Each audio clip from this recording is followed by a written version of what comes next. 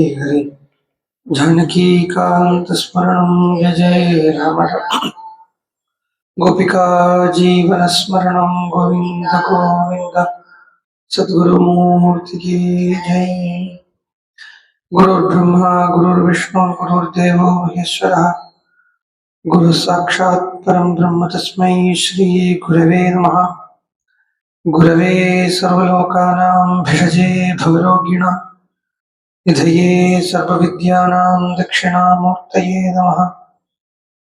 सदाशिवसमारम्भां शङ्कराचार्यमध्यमाम् अस्मदाचार्यपर्यन्तां वन्दे गुरुपरम्पराम्। यस्य स्मरणमात्रेण नामभक्तिः प्रजायते तन्नमामि यतिश्रेष्ठं बोधीन्द्रं जगदां गुरुम्। वागीशाद्या मनसः सर्वार्थानामुपक्रमे यं नत्वा कृतकृत्याः स्युः तं नमामि गजाननम्।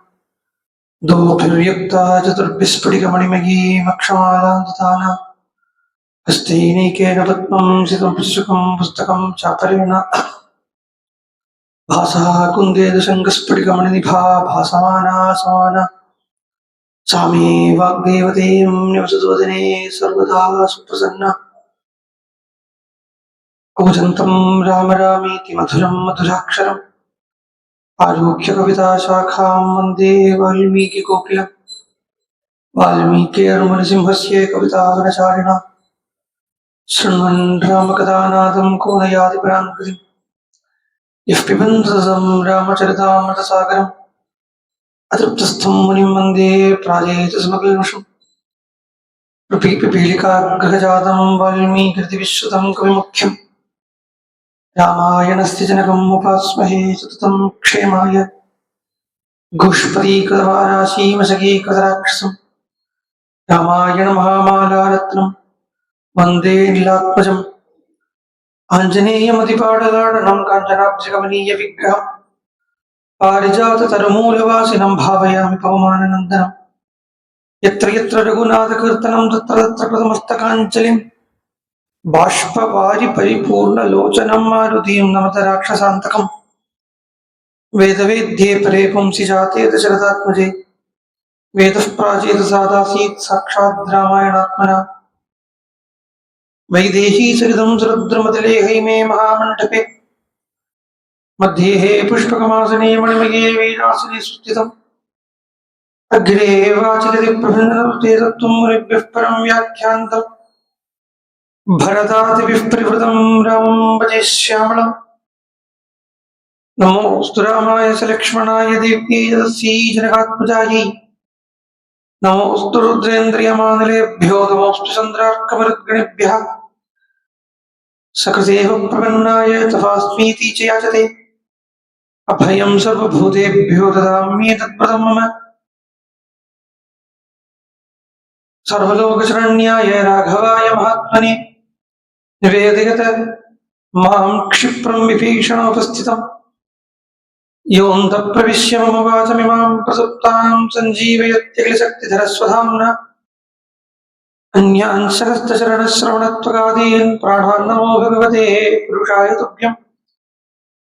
नयन्ती सङ्कोचं सरसिजरुचं दिक्परिसरे सृजन्ती लौहित्यं नखकिरणचन्द्रार्धगचिता कवीन्द्राणां हृत्कैरविकसनोद्योगजननी स्फुरन्ती कामाक्ष्याः चरणरुचिसन्ध्या विजयते। शान्तं पद्मासनस्थं सुरमुनिविनुतं मैथिलीं वामभागं रुद्रादिसुरविनुतं गुरुसार्वभौमं श्रीरामचन्द्रं भजे।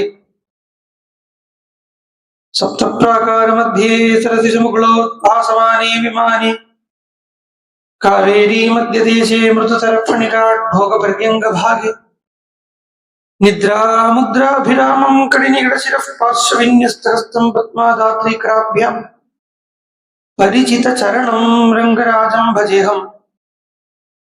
जानकीकान्तस्मरणं जय जय राम राम।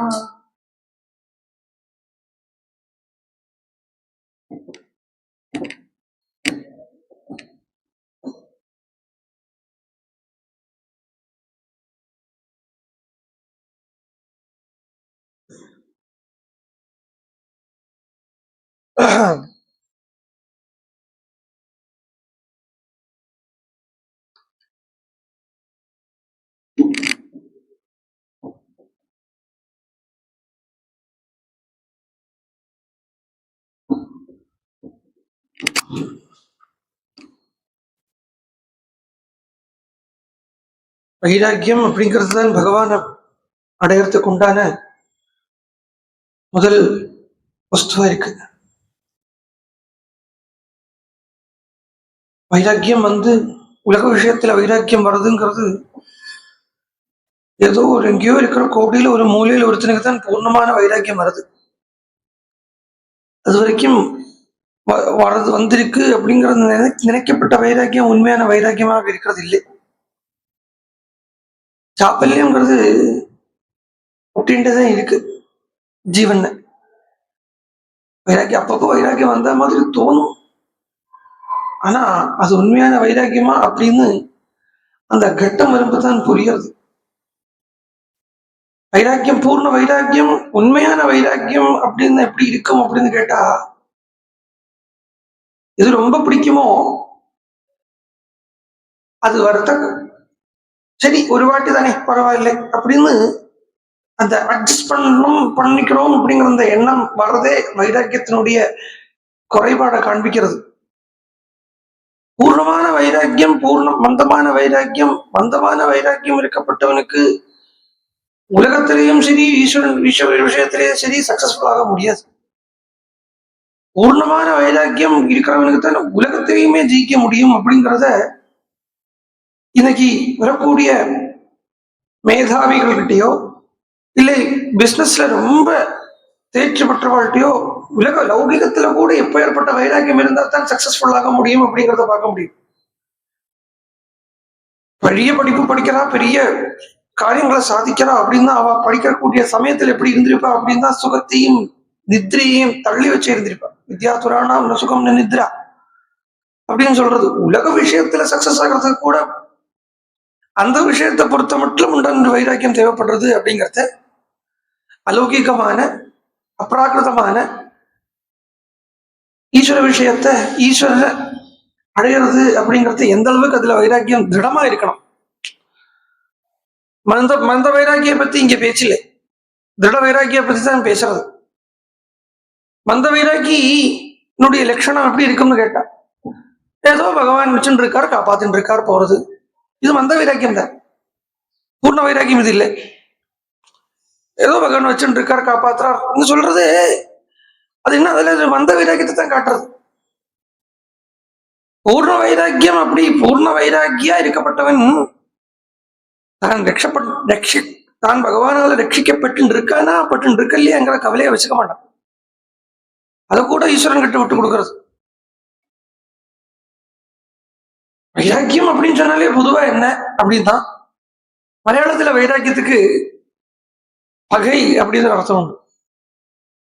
பகை.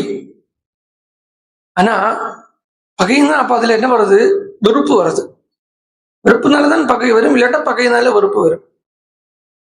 ஆனா வைராக்கியம் அப்படிங்கிறது இந்த வெறுப்போ விருப்பமோ இல்லாத இருக்கக்கூடிய சமமான நிலைக்கு தான் வைராக்கியம் அப்படின்னு சொல்றது. அந்த சமமான நிலை கிடைச்சுட்டாலே அது பிரம்மத்தினுடைய நிலையாகவே இருக்கு. ஏன்னா பிரம்மத்தை சொல்றது சாஸ்திரம் சொல்றது நிர்தோஷம் சமம் பிரம்ம அப்படின்னு சொல்றது. நிர்தோஷமா இருக்கு, சமமா இருக்கு பிரம்மம் அப்படிங்கிறது. நிர்தோஷமா இருக்கு அப்படின்னா யார்கிட்டையுமே தோஷம் பார்க்காத இருக்கு. ஒருத்தர்கிட்ட பழகிறச்ச கூட அந்த வைராக்கியத்துல பழகிறதுன்னு இருக்கு. ஒருத்தனிடத்துல பழகிறது அப்படிங்கிறத ஒருத்தனை ஏத்துண்டாச்சா நண்பனாகவோ பிரியமானவனாகவோ ஏத்துண்டாச்சானா அவன்கிட்ட இருக்கப்பட்ட குணத்தையோ தோஷத்தையோ அதுல எக்ஸாமின் பண்ணி பார்க்கக்கூடாது. ஏத்துண்டு ஆயிடுச்சு அப்புறம் அவனுக்கு இருக்கப்பட்ட குணமோ தோஷமோ ரெண்டுமே ஸ்வீகாரியம். அவன் குணவானா இருக்கட்டும் தோஷவானா இருக்கட்டும். ஏன்னா இதுதான் தர்மம் அப்படின்னு பாகவதத்துல சொல்ற தர்மம் பஜஸ்வ இது லோக தர்மான் அந்நிய தோஷ குண சிந்தன மாசு முக்துவா திக்துவா சேவா கதாரசமஹோ நிதராம் விபத்தும் பஷ்யானிஷம் ஜகதிதம் க்ஷணபங்க நிஷ்டம் வைராக்கிய ராகரசிகோ பக்தி நிஷ்டா அப்படின்னு சொல்றது. கோகர்ணன் அப்படிங்கிற அந்த ஞானி தன்னுடைய வளர்த்து அப்பாவா இருக்கிற ஆத்மதேவனுக்கு உபதேசம் பண்ணக்கூடிய உபதேசம் இது. அந்நிய குண தோஷ சிந்தனம் ஆசு முக்துவா. எதுக்கு கிருத்தியாருடைய குணத்தையோ தோஷத்தையோ பார்த்துட்டு என்ன கிடைக்கும்? மனுஷ ஜென்மா கிடைச்சிருக்கு, மனுஷ ஜென்மா கிடைச்சிருக்கு, மனுஷ ஜென்மா கிடைச்சிருக்கு. வியர்த்தம் பண்ணிக்காதீங்கோ, வியர்த்தம் பண்ணிக்காதீங்கோ, வியர்த்தம் பண்ணிக்காதீங்கன்னு ஒவ்வொரு சாஸ்திரமும் கர்ஜிக்கிறது சிம்ம கர்ஜனை போல. அருமையான மனுஷ ஜென்மா கிடைச்சிருக்கு, அரிதான மனுஷ ஜென்மா கிடைச்சிருக்கு, கிடைக்காத ஜென்மா மனுஷ ஜென்மா. இந்த ஜென்மாலே வச்சுட்டு மிருக புத்தி தானே இருக்கு. இந்த மனுஷ ஜென்மாலையுமே மிருக புத்தி தானே இருக்கு. போட்டி பொறாமை தானே மிருக புத்திங்க. என்னது மிருகம் என்ன பண்ணிட்டு இருக்குங்க? போட்டி பொறாமை தான் மிருகத்தினுடைய புத்தி. அந்த புத்தி தான் இருக்கு. ஒரு எலும்பு துண்டு கிடைச்சா நாய் தனியா எடுத்துட்டு ஓடுற மாதிரி அப்ப அந்த நாயை பின்தொடர்ந்து மற்ற நாயெல்லாம் ஓடும். இதுதான் போட்டி, இதுதான் பொறாமை. அதுக்கப்புறம் அந்த நாயை செட்டில் சேர்த்துக்காது, இங்கேருந்து பார்க்கறத குறுங்கும். இதுதான் போட்டி பொறாமையா இருக்கு. அதே மாதிரி இன்னொரு மனுஷனுக்கு ஏதாவது ஒன்று கிடைச்சுடுறது அப்படிங்கிறத மற்ற அவன் கூட இருக்கட்டும் சுத்தி இருக்கக்கூடிய ஜந்துக்களுக்கும் ஜீவிகளுக்கும் அவன்கிட்ட ஒரு பொறாமை வந்துடுறது. நல்ல விதமான போட்டியை, ஹெல்த்தி காம்படிஷனை வேதமே அங்கீகரிக்கிறது. ஹெல்த்தி காம்படிஷன் படிக்கிற காலத்துல தேவைதான். மத்சரம் தேவைன்னு வேதமே சொல்றது. படிக்கிறத எங்களுக்குள்ள போட்டி இருக்கட்டும், ஆனா அது வித்வேஷமா மாறிடக்கூடாதுங்கிறது. சகனவது சகனோ புனக்து சகவீத்யம் கரவாவகே தேஜஸ்வினாவதீதமஸ்து மா வித்விஷாவகை அப்படின்னு சொல்றது. எங்களுக்குள்ள அது போட்டி இருக்கணும், ஆனா அந்த போட்டி துவேஷமா மாறிடக்கூடாது, கோபமா மாறிடக்கூடாது. ஆனா இங்க என்ன ஆயிடுறது, இந்த போட்டியிலே போட்டி இருக்கோ இல்லையோ தெரியல, வித்வேஷம் நல்லா இருக்கு.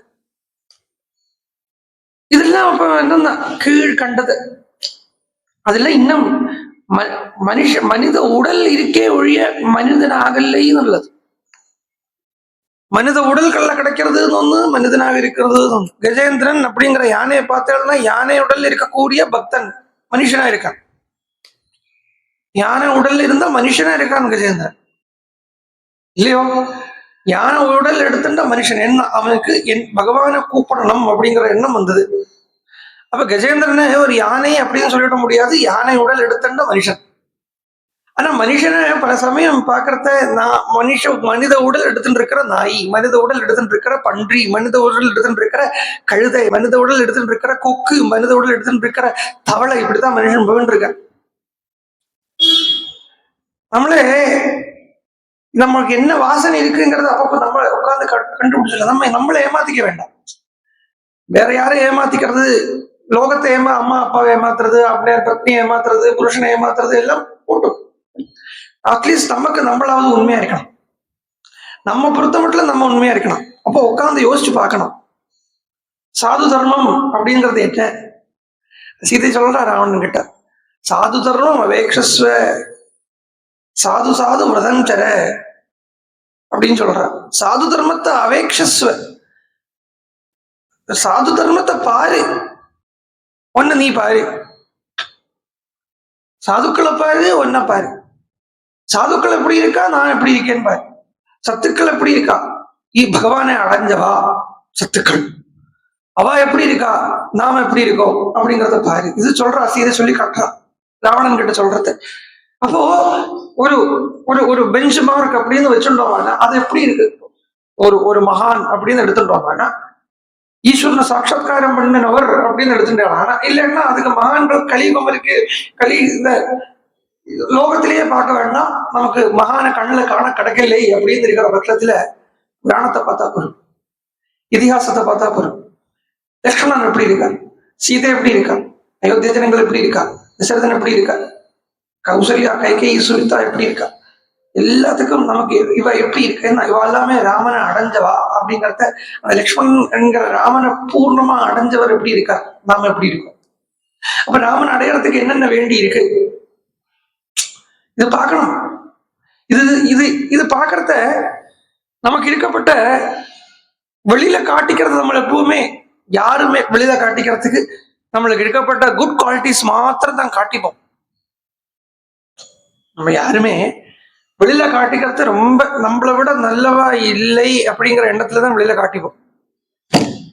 ஆனா உண்மையா பார்த்தா உட்கார்ந்து பாக்குறத, அந்த தான் தனியா உட்கார்ந்து பார்க்கிற நேரத்திலேயாவது, சொன்னேனே முன்னாடி நமக்குள்ள நம்ம கொஞ்சம் பார்த்துட்டு நம்மளை ஏமாத்திக்காம அவ எப்படி இருந்தா நாம எப்படி இருக்கோம் அப்படிங்கிற அந்த அனலைஸ் பண்ற வேலையிலையாவது நம்மள விட நீச்சன் யாருமே இல்லை என்கிற எண்ணத்துல உட்கார்ந்து பார்த்து குவாலிஃபை பண்ணிக்கணும். அது என்ன சொல்லறதுக்கு, ஜனங்களுக்கு எல்லாத்துக்கும் எதுக்கோ பின்னாடி ஓடின்னு இருக்கிறதுக்கு நிறைய நேரம் இருக்கு. எதுக்கோ பின்னாடி ஒன்று அப்ப கேட்பா, சம்பாதிக்க வேண்டாமா, சாப்பிட வேண்டாமா? சம்பாதிக்கணும், சாப்பிடணும். ஆனா இவ ஓடுறத பாக்குறத சாப்பிடறதுக்கு சம்பாதிக்கிற மாதிரி தோணலை, சாப்பிடறதுக்கு ஓடுற மாதிரி தோணும். ஆமா, செக்யூரிட்டி பண்ணி வச்சுக்க வேண்டாமா, லைஃப் செட்டில் பண்ணிக்க வேண்டாமா, இப்படி எல்லாம் அனாவசியமான லௌகிகமான கேள்விகள் கேட்டு கேட்டு கேட்டு கேட்டு கேட்டு விதண்டாவாதம் பண்றாலே தவிர்த்து உட்கார்ந்து எது உண்மை எது பொய் அப்படிங்கிற அந்த யோசனை வரமாட்டேங்கிறது. லோகத்துல பாருங்க இன்னைக்கு ஜனங்கள், நம்மளும் எதுவும் அலௌகிகமா இருக்கும் நான் சொல்ல மாட்டேன், நம்மளும் இந்த லோகத்துக்குள்ளே இருக்கும். எல்லாரும் எடுத்த உடனே பொதுவா சொல்லிக்கிறது என்னன்னா, அது சித்து வேலை தான். அதாவது பிரவச்சனத்துக்கு இல்லை பகவத் விஷயத்துக்கு ஜனங்களை கொண்டு வரத்துக்காக சொல்லக்கூடிய விஷயங்கள் தான். அது தப்பு சொல்ல முடியாது, நாமளுமே சொல்லியிருக்கோம். ராமாயணம் இங்க கேட்டாச்சா மோட்சம்தான் இப்படின்னு சொல்றது உண்டு. ஆனா அது இப்ப நானுமே சொன்னா கூட அது உண்மை எல்லாம் நல்லா தெரிஞ்சுட்டு தான் சொல்றது. இல்ல எங்கேயாவது சத்தியத்தை சொல்ல வேண்டாமா? நானுமே சொல்லிருக்கேன், இதே விஷயங்களை நானுமே சொல்லிருக்கேன்.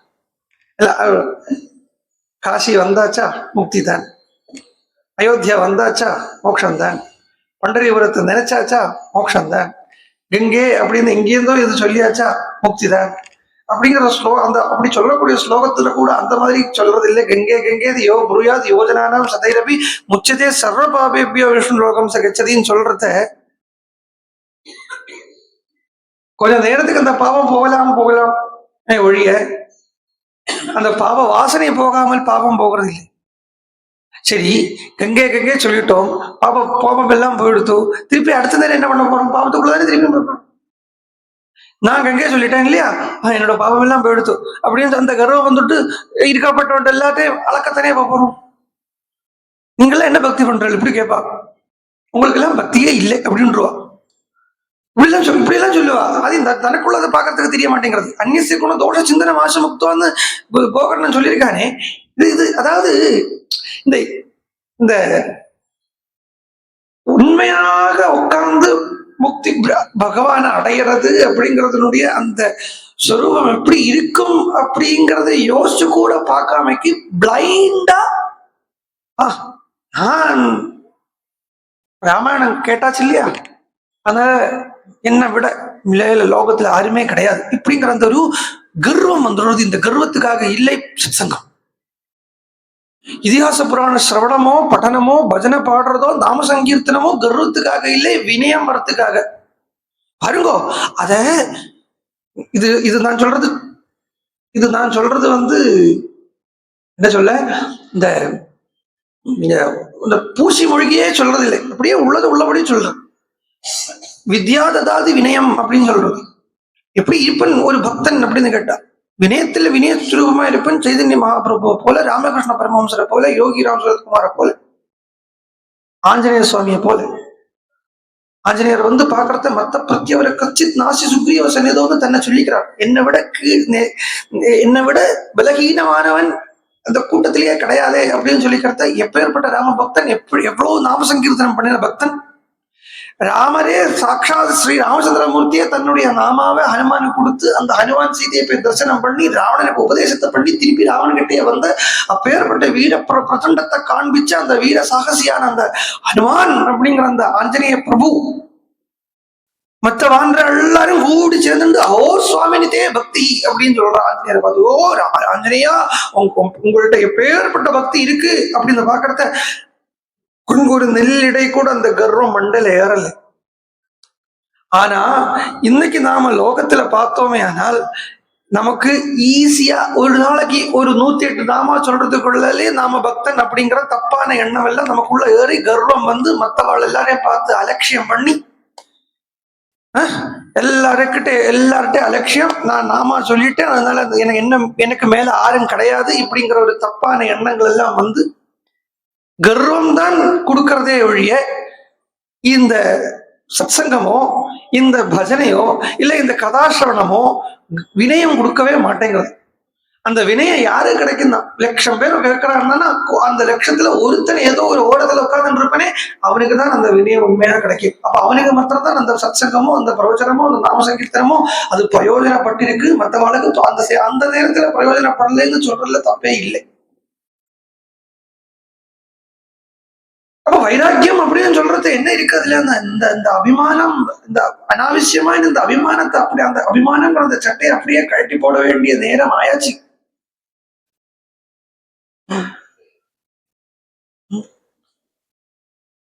ஆனா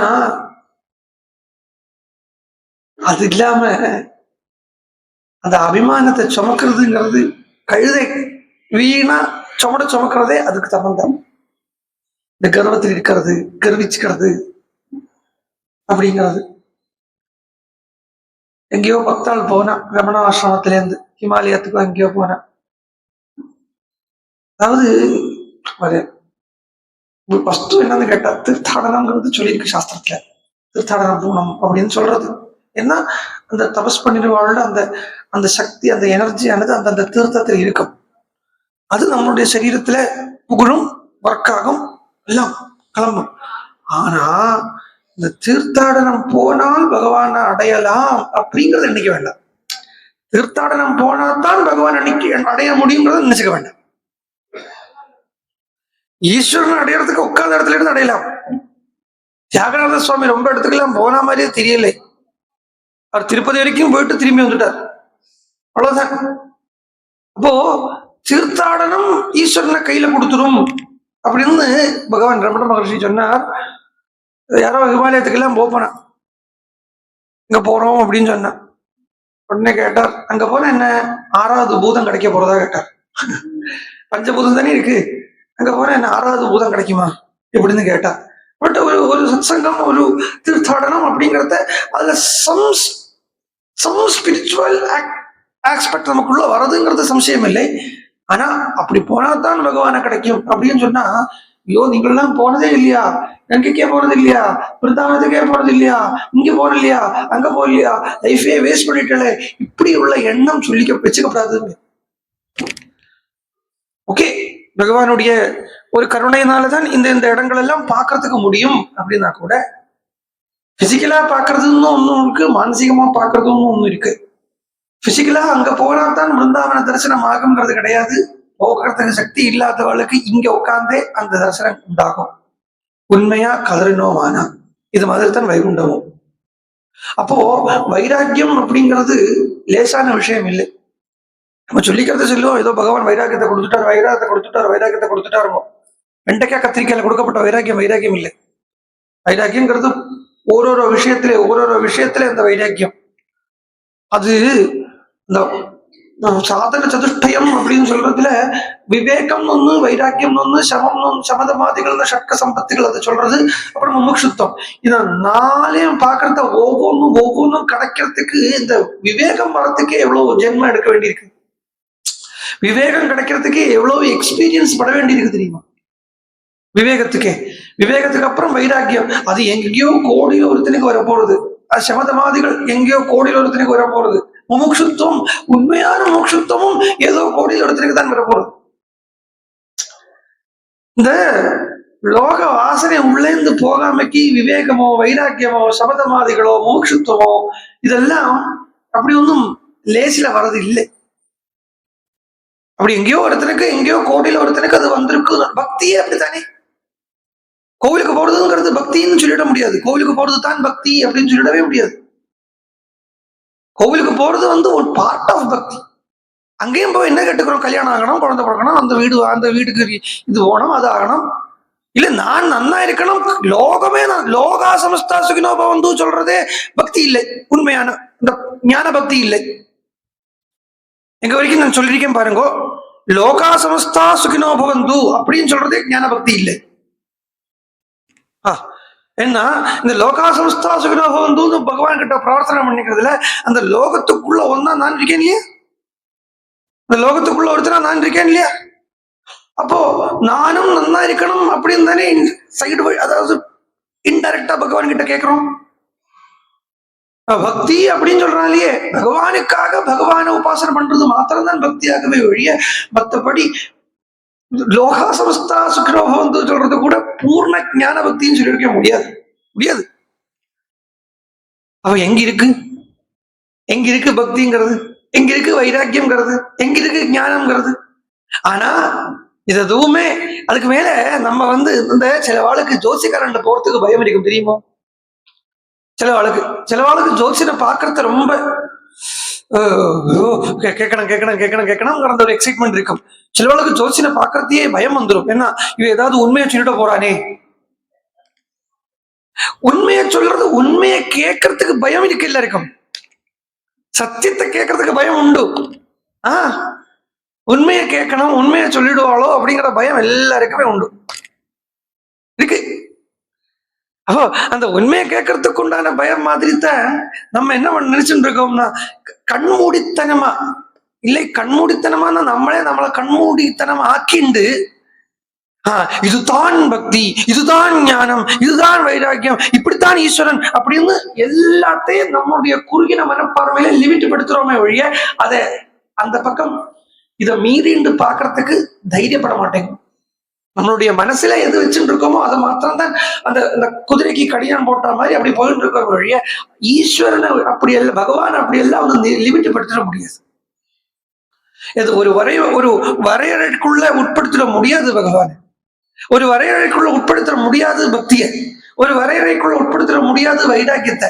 ஆனா பிரவச்சனம் எல்லாம் சொல்றத, ஆனா அப்படி சொன்னாதான் 10 ஜனங்கள் வருவா வச்சுங்கோ, அது ஒண்ணு உண்டு, அது இருக்கு. ஏன்னா அவளை கொஞ்சம் கூட்டிட்டு வரத்துக்கு சின்ன இந்த குழந்தைக்கு சாக்லேட் கொடுக்குற மாதிரியான வேலையெல்லாம் பண்ண வேண்டியிருக்கு. ஆனா அந்த சாக்லேட் மாத்திரம் வச்சுட்டு மாத்திரம் குழந்தையால மீதி காலத்தை தள்ளிட முடியாது. இந்த சாக்லேட் கொடுக்குற வேலையை தான் நாம சொல்லுங்கோ, ஒரு வாட்டி நாம சொல்லுங்கோ மோட்சம் வந்துடும், ஒரு வாட்டி நாம சொல்லுங்கோ பகவான் வந்துடுவான், இப்படி எல்லாம் சொல்றது சாக்லேட் கொடுக்குறது. அதுதான் அப்பெக்ஸ், அதுதான் அல்டிமேட் அப்படிங்கிறது இல்லை. அது கொஞ்சம் உள்ள வாங்கிக்கிறதுக்கு கஷ்டமா தான் இருக்கும். நான் இப்ப சொன்ன விஷயம் சொல்றதுக்கே எனக்கு கஷ்டமா தான் இருக்கு. அது கேட்கறதுக்கு எப்படி இருக்கும்,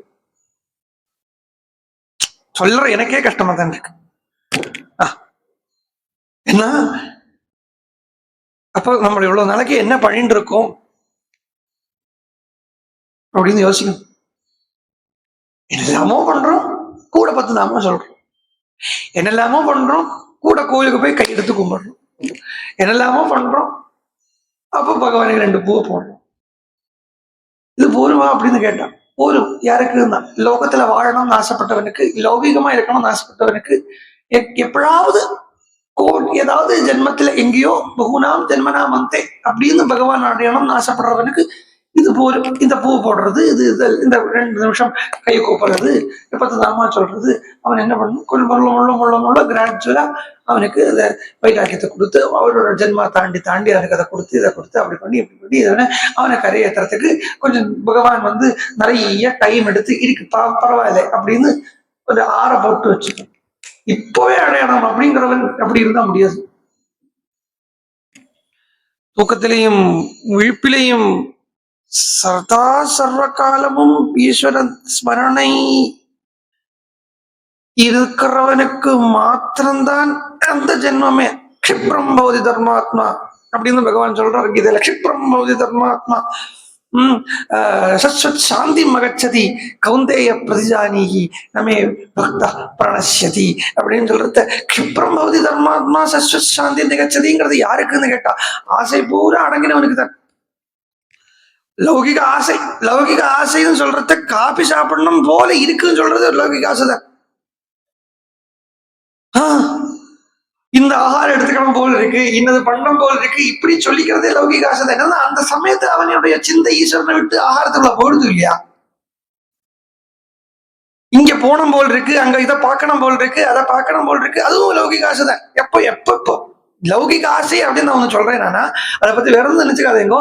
அந்த மனசு அவனுடைய எண்ணம் ஈஸ்வரனை விட்டு அந்தண்ட விலகிறதுக்கு எந்த ஆசையோ அது எல்லாமே லௌகிக ஆசை.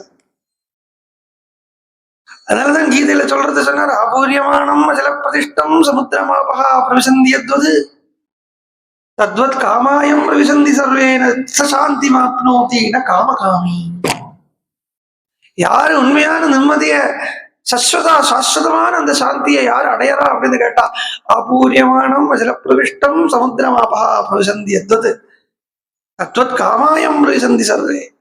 பகவான் கிட்டேயே வச்சிருக்கப்பட்ட மனசோட கூடி இருக்கப்பட்டவன் மாத்திரம்தான் அந்த சாஸ்வதமான சாந்தியை அனுபவிக்கிறான். அல்லாதவன் காமகாமி, ஆசைப்படப்பட்டவனுக்கு சாந்தி கிடைக்கிறது இல்லை. எதுலயோ என்ன விஷயத்துல அல்பத்தில் அல்பத்திலேயோ மகத்திலேயோ ஆசை வச்சுக்கிறது கூட அந்த சாந்தி உண்மையான அந்த நிம்மதிங்கிறது கிடைக்கிறது இல்லைன்னு பகவான் கீதையில அண்டர்லைன் பண்ணி சொல்றார். அப்போ பகவானை கிடைக்கிறதுக்கு அப்படின்னு பாடுபடணும்னா துணிஞ்சடிச்சு இறக்கணும். துணிவு வேணும். அதுக்கு வேற ஒன்றும் இல்லை. துணிவுன்னு ஒண்ணு, தைரியம்னு ஒண்ணு வேணும். ஈஸ்வர லாபத்துக்கு தைரியம்னு ஒண்ணு வேணும். யாருக்கு இருக்கு அந்த தைரியம்? யோசிச்சு பாருங்க. அந்த தைரியம் எனக்கு கோட்டியில ஒருத்தருக்கு தான் இருக்கு அந்த தைரியம். கோட்டி, அதுவும் எல்லாருக்கும் எப்பொழுதும் அந்த தைரியம் வர்றது இல்லை. வீட்டை விட்டு கிளம்புறதுக்கே யாருக்கும் தைரியம் இல்லை. முதல்ல சந்நியாசம் வாங்கிக்க வேண்டாம், ஒரு 10 நாள் எங்கேயாவது தனியா ஏகாந்தமா போய் உட்காந்துட்டு வருவோம் அப்படிங்கிறதுக்குள்ளாலேயே இங்கேருந்து கூப்பிட்டு எல்லா அரேஞ்ச்மெண்ட்ஸையும் பண்ணி இல்லையா, அங்க ஹோட்டலுக்கு புக் பண்ணி சாப்பாடுக்கு எல்லாம் ஏற்பாடு, இதுக்கு ஆத்திரம் இருந்துட்டு போகாம இல்லையா?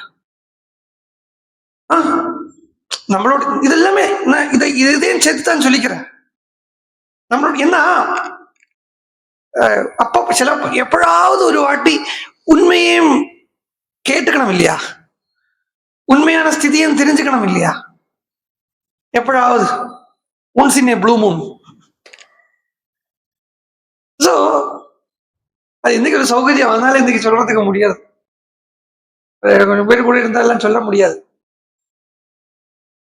உண்மையை சொல்றதுக்கு தேங்காய் அடைக்கிற மாதிரி தான் சொல்லணும். செதற்காய் போடுவோம் இல்லையா, தேங்காய் செதறு போடுவோம் இல்லையா, அப்புறம் கொஞ்சம் பேருக்கு தான் அது எடுத்துக்கிறதுக்கு முடியும். எல்லா கம்ஃபர்ட்டையும் ஏற்பாடு பண்ணி எல்லாத்தையும் பார்த்துக்கிட்டு தேடி வச்சுட்டு பேகோட துணிமணியோட சோப்பு சீப்பு பவுடர் பேஸ்ட் பிரஷோட எல்லாம் சர்வம் சஜ்ஜம். வீடுங்கிற அந்த ஸ்ட்ரக்சர் மாத்திரம் இல்லை, பாக்கி வீட்டில் இருக்கிற அன்றாடம் உபயோகிக்கக்கூடிய எல்லா பொருட்களுமே ஒரு பேக்குள்ள, தலாணி பாய் மெத்தையோட ஒரு 10 நாள் அங்க போயிட்டு பகவத் சிந்தனை பண்ணிட்டு வரலாம். அப்படி அதாவது இது என்னன்னா இது எல்லாமே மந்த வைராக்கியம் தான் சொல்றேன். இது வைராக்கியம் பூர்ணமா சொல்லிட முடியாது. அப்போ சரி, அதுக்கு இப்ப என்ன பண்ண முடியும் அப்படின்னு கேட்டா, 10 நாள் முடிச்சுட்டு வந்துட்டு நான் வைராகி எனக்கு ஞானம் வந்துருத்தோம்னு சொல்லிட்டு அலையப்படாது. அவ்வளவு என்ன ஆயிடுறது, அவாளே அவாவா ஏமாத்திண்டு பிறரை ஏமாத்த ஆரம்பிச்சோம். நம்மளே நம்ம ஏமாத்திண்டு பிறரை ஏமாத்தி துணிவுங்கிறதே கொஞ்சம் கூட இல்லாம பகவான ஈஸ்வர லாபத்துக்கு வேண்டியது ஒரே ஒரு இந்தனம் மாத்திரம்தான், அது துணிவு தான். அது எங்குமே கிடைக்கிறது இல்லை லோகத்துல. எப்படாவது அந்த துணி உள்ள ஒருத்தன் வருவன், முடிஞ்சு போச்சு. அப்படி வந்தது சைதன்யம், கிருஷ்ண சைதன்ய மகாபிரபு. அப்படி வந்த துணிவு கலியில நான் சொல்றேன், நமக்கு கொஞ்ச நாளைக்கு முன்னாடி வரைக்கும் உள்ள திதியில சொல்றேன். அப்படி வந்த துணிவுல வந்தவர் தியாகராஜ சுவாமிகள். அப்படி வந்த ஒரு துணிவு ராமகிருஷ்ண பரமஹம்சர். என்னன்றது நம்மள பேசிக் நீட்ஸ் அப்படின்னு இருக்கும். அந்த பேசிக் நீட்ஸை கூட உதறி விட்டுட்டு, ஏன்னா பேசிக் நீட்ஸ்ங்கிறது ஃபுட் ஷெல்டர் க்ளோத், இது பேசிக் நீட்ஸ் அப்படின்னு நம்ம சொல்றோம். இந்த ஃபுட் ஷெல்டர் க்ளோத் கூட கிடைக்குமா கிடைக்காதா அப்படிங்கிற அந்த எண்ணம் இல்லாம ஈஸ்வரனுக்கு இறங்கினோமானா, சத்தியமா சொல்றேன், அப்படி இறங்கினவனுக்கு ஈஸ்வரன் பேசிக் தேவையான அந்த அடிப்படை தேவையை பகவான் பார்த்துப்பான். ஆனா அப்படி பகவான் பார்த்துப்பன்கிற தப்பா அந்த எண்ணமும் நமக்கு இருக்கப்படாது. இதுதான் பூர்ண வைராக்கியம். சரி, நம்ம பகவானுக்காக இறங்கிட்டோம், நம்ம பகவான் பார்த்துப்பன் அப்படிங்கிற அந்த எண்ணம் உண்டுன்னா அது மந்த வைராக்கியம் தான். இப்போ விஷ்ணு சஹஸ்ரநாமத்துல ஒரு நாமா சொல்றது முக்தானாம் பரமாகதிஹி அப்படின்னு ஒரு நாமா சொல்றது. விமுக்தானாம் பிரமாகதி அப்படிங்கிறத பகவானுக்காக வீட்டை விட்டு கிளம்பினவாளுக்கு பரமகதியா பகவான் இருக்கான், அவளை அவன் பாத்துக்கிறான் அப்படின்னு சொல்றது. அப்படி அவளை அவன் பாத்துக்கிறான் அப்படிங்கிறத இப்ப பார்த்துப்பன் அப்படின்னு சொல்லிட்டு நம்ம இறங்கினா அங்க ஒரு பிசினஸ் தான் நடக்கிறது, ஒரு சைலண்ட் பிசினஸ் அதுக்குள்ள நடக்கிறது. நான் உனக்காக இறங்கிட்டு நீ என்ன பாத்துக்கோ, நான் உனக்காக இறங்கிட்டு நீ என்ன பாத்துக்கோ, அது இல்லை. நான் உனக்காக இறங்கிட்டு நீ பாத்துக்கோங்கிற அந்த அந்த ஒரு ஒரு நம்மளுடைய செக்யூரிட்டிய பகவான் கையில கொடுத்து ஒரு அஷூரன்ஸ் மாதிரி வாங்கிட்டுட்டோமானா அது மந்த வைராக்கியத்தை தான் குறிக்கிறதே ஒழிய அது பூர்ண வைராக்கியத்தை குறிக்கிறது இல்லை. துணிஞ்சு இறங்கினது அப்படின்னு சொன்னா இப்பதான் கலியில இவாளெல்லாம் சொன்னேன் இல்லையா, இன்னும் நிறைய மகான்கள் இருக்கா, நம்மள பார்த்ததுலயே நிறைய மகான்கள் இருக்கா. இந்த இந்த துணியோட பகவான் தான் வேணும் அப்படின்னு வெளியில இறங்கினவா அவள் அந்த ஈஸ்வர லாபத்தை அடைஞ்சும் இருக்கா, அவ அந்த பகவத் லாபத்தை அடைஞ்சிருக்கா, அடையாம அப்படி அவ இறங்கிட்டு பகவானால அவளுக்கு அந்த ஈஸ்வர லாபத்தை கொடுக்காம இருக்க முடியாது. சந்யஸ்தா மயி சந்யஸ்த ஜீவிதா அப்படின்னு சொல்றான் பகவான். எல்லாரும் அவ அந்த பக்தர்கள் கபில பகவான் அம்மா கிட்ட சொல்றத அவ சொல்றாள், பகவான் சொல்றார் மயி சந்யஸ்த கர்மாணஹா திக்த சுஜன பாந்தவாஹா, எங்கிட்டே விட்ட கர்மத்தோடு கூட எனக்காகவே அவளுடைய லோகத்தில் இருக்கக்கூடிய பந்துக்கள் எல்லாத்தையும் தியாகம் பண்ணி மை பக்தாக பிரியாக என்னுடைய பிரியா என்ன ரொம்ப பிடிச்சவா, அவ என்ன எப்படி எப்படி பார்க்கறா அம்மா அப்படின்னு கேட்டா அவ என்னையே அவ பிரியனாகவும் சுகத்தாகவும் பதியாகவும் பிரபுவாகவும் அப்புறம் கணவனாகவும் குழந்தையாகவும் இப்படி எல்லாம் என்னையே அவ பார்த்து எங்கிட்டயே வச்சிருக்கப்பட்ட மனசோடு கூட என்ன வந்து அடையறா, இல்லாட்டினா அவளை நான் போய் அடையறேன் அப்படிங்கிறத. இந்த சொன்னதுல நம்ம என்ன பண்ணறோம், எந்த ஒரு பிசினஸ்லயும் அப்பப்போ இந்த கரண்ட் சிச்சுவேஷன் எப்படி இருக்கு அப்படிங்கிற அந்த அனாலிசிஸ் பார்க்கறது உண்டு. இதுக்குன்னே ஒரு டீம் எப்பவுமே உண்டு பிசினஸ்ல, வேல்யூ பண்றதுக்கு. இப்ப எப்படி இருக்கு, எப்படி இருக்கு, இப்ப எப்படி இருக்கு, ஸ்டாண்டர்டுக்கும் ஆக்சுவலுக்கும் எப்படி போயின்னு இருக்கு இப்படின்னு பாக்குறது. இந்த வாழ்க்கையே ஒரு பிசினஸ் தான், வாழ்க்கை ஒரு பிசினஸ் தான். இந்த பிசினஸ் எப்படி போயின்னு இருக்குன்னு அப்பப்போ தனியா உட்கார்ந்து பார்க்கணும், அப்ப தெரியும். உங்களுக்கு இது இப்படி ஆரம்பம் சொல்ல போறது இல்லை நம்ம. ஆமா, உட்கார்ந்து பாருங்கோ எங்க இருக்கல் அப்படின்னு பாருங்கோ எப்படின்னு யாரும் சொல்ல மாட்டா, பயம், சொல்றதுக்கே பயம். இப்ப எங்காவது நான் சொல்லிட்டேன்னா என்ன தப்பா நினைச்சுப்பாளோ அப்படின்னு பயம். ஆனா உண்மையா நம்ம எங்க இருக்கோம் அப்படின்னு பார்க்கணும், அப்பப்போ பார்க்கணும். பார்க்கலையானா ஏமாந்துன்றோம். அதனாலதான் சொன்னேன், மனுஷ ஜென்மா கிடைச்சாலும் மிருகமா இருக்கப்படாது, மனுஷ ஜென்மா கிடைச்சா மனுஷனா இருக்கிறதுக்கு பார்க்கணும். நமக்கு என்ன குணம் நம்மளை இப்போ ஆட்டி படைக்கிறது அப்படிங்கிறத பார்க்கணும். இந்த பக்தியிலேயே பல குணங்கள் இருக்கு. பக்தியை சொல்றத பக்தி குணாதீதம் அப்படின்னு எல்லாம் சொன்னா கூட பக்தியிலேயே ஏராளமா இந்த சத்துவகுணம் ரஜோகுணம் தமோகுணம் பக்திக்குள்ளேயே இருக்கு. இல்ல பக்திக்குள்ள இருக்குன்னு சொல்றதை விட இன்னும் கொஞ்சம் கூட அதை ஆப்டா சொல்ல போனா எப்படின்னு கேட்டா, பக்தி பண்ணணும்னு ஆசைப்படப்பட்டவன் கிட்ட சத்துவகுணம் ரஜோகுணம் தமோகுணம் மூணும் இருக்கு. ஒண்ணுமே இல்லை, ஒரு நாமா சொல்றதையோ பாராயணம் பண்றதையோ கூட, நாமா சொல்றதையோ பாராயணம் பண்றதையோ கூட தமோகுணம் ஜாஸ்தியா இருக்குன்னா ஆலசியத்தோட பாராயணம் பண்றது, ரஜோகுணம் ஜாஸ்தியா இருக்குன்னா மனசு எங்கேயோ விட்டுட்டு பாராயணம் பண்றது.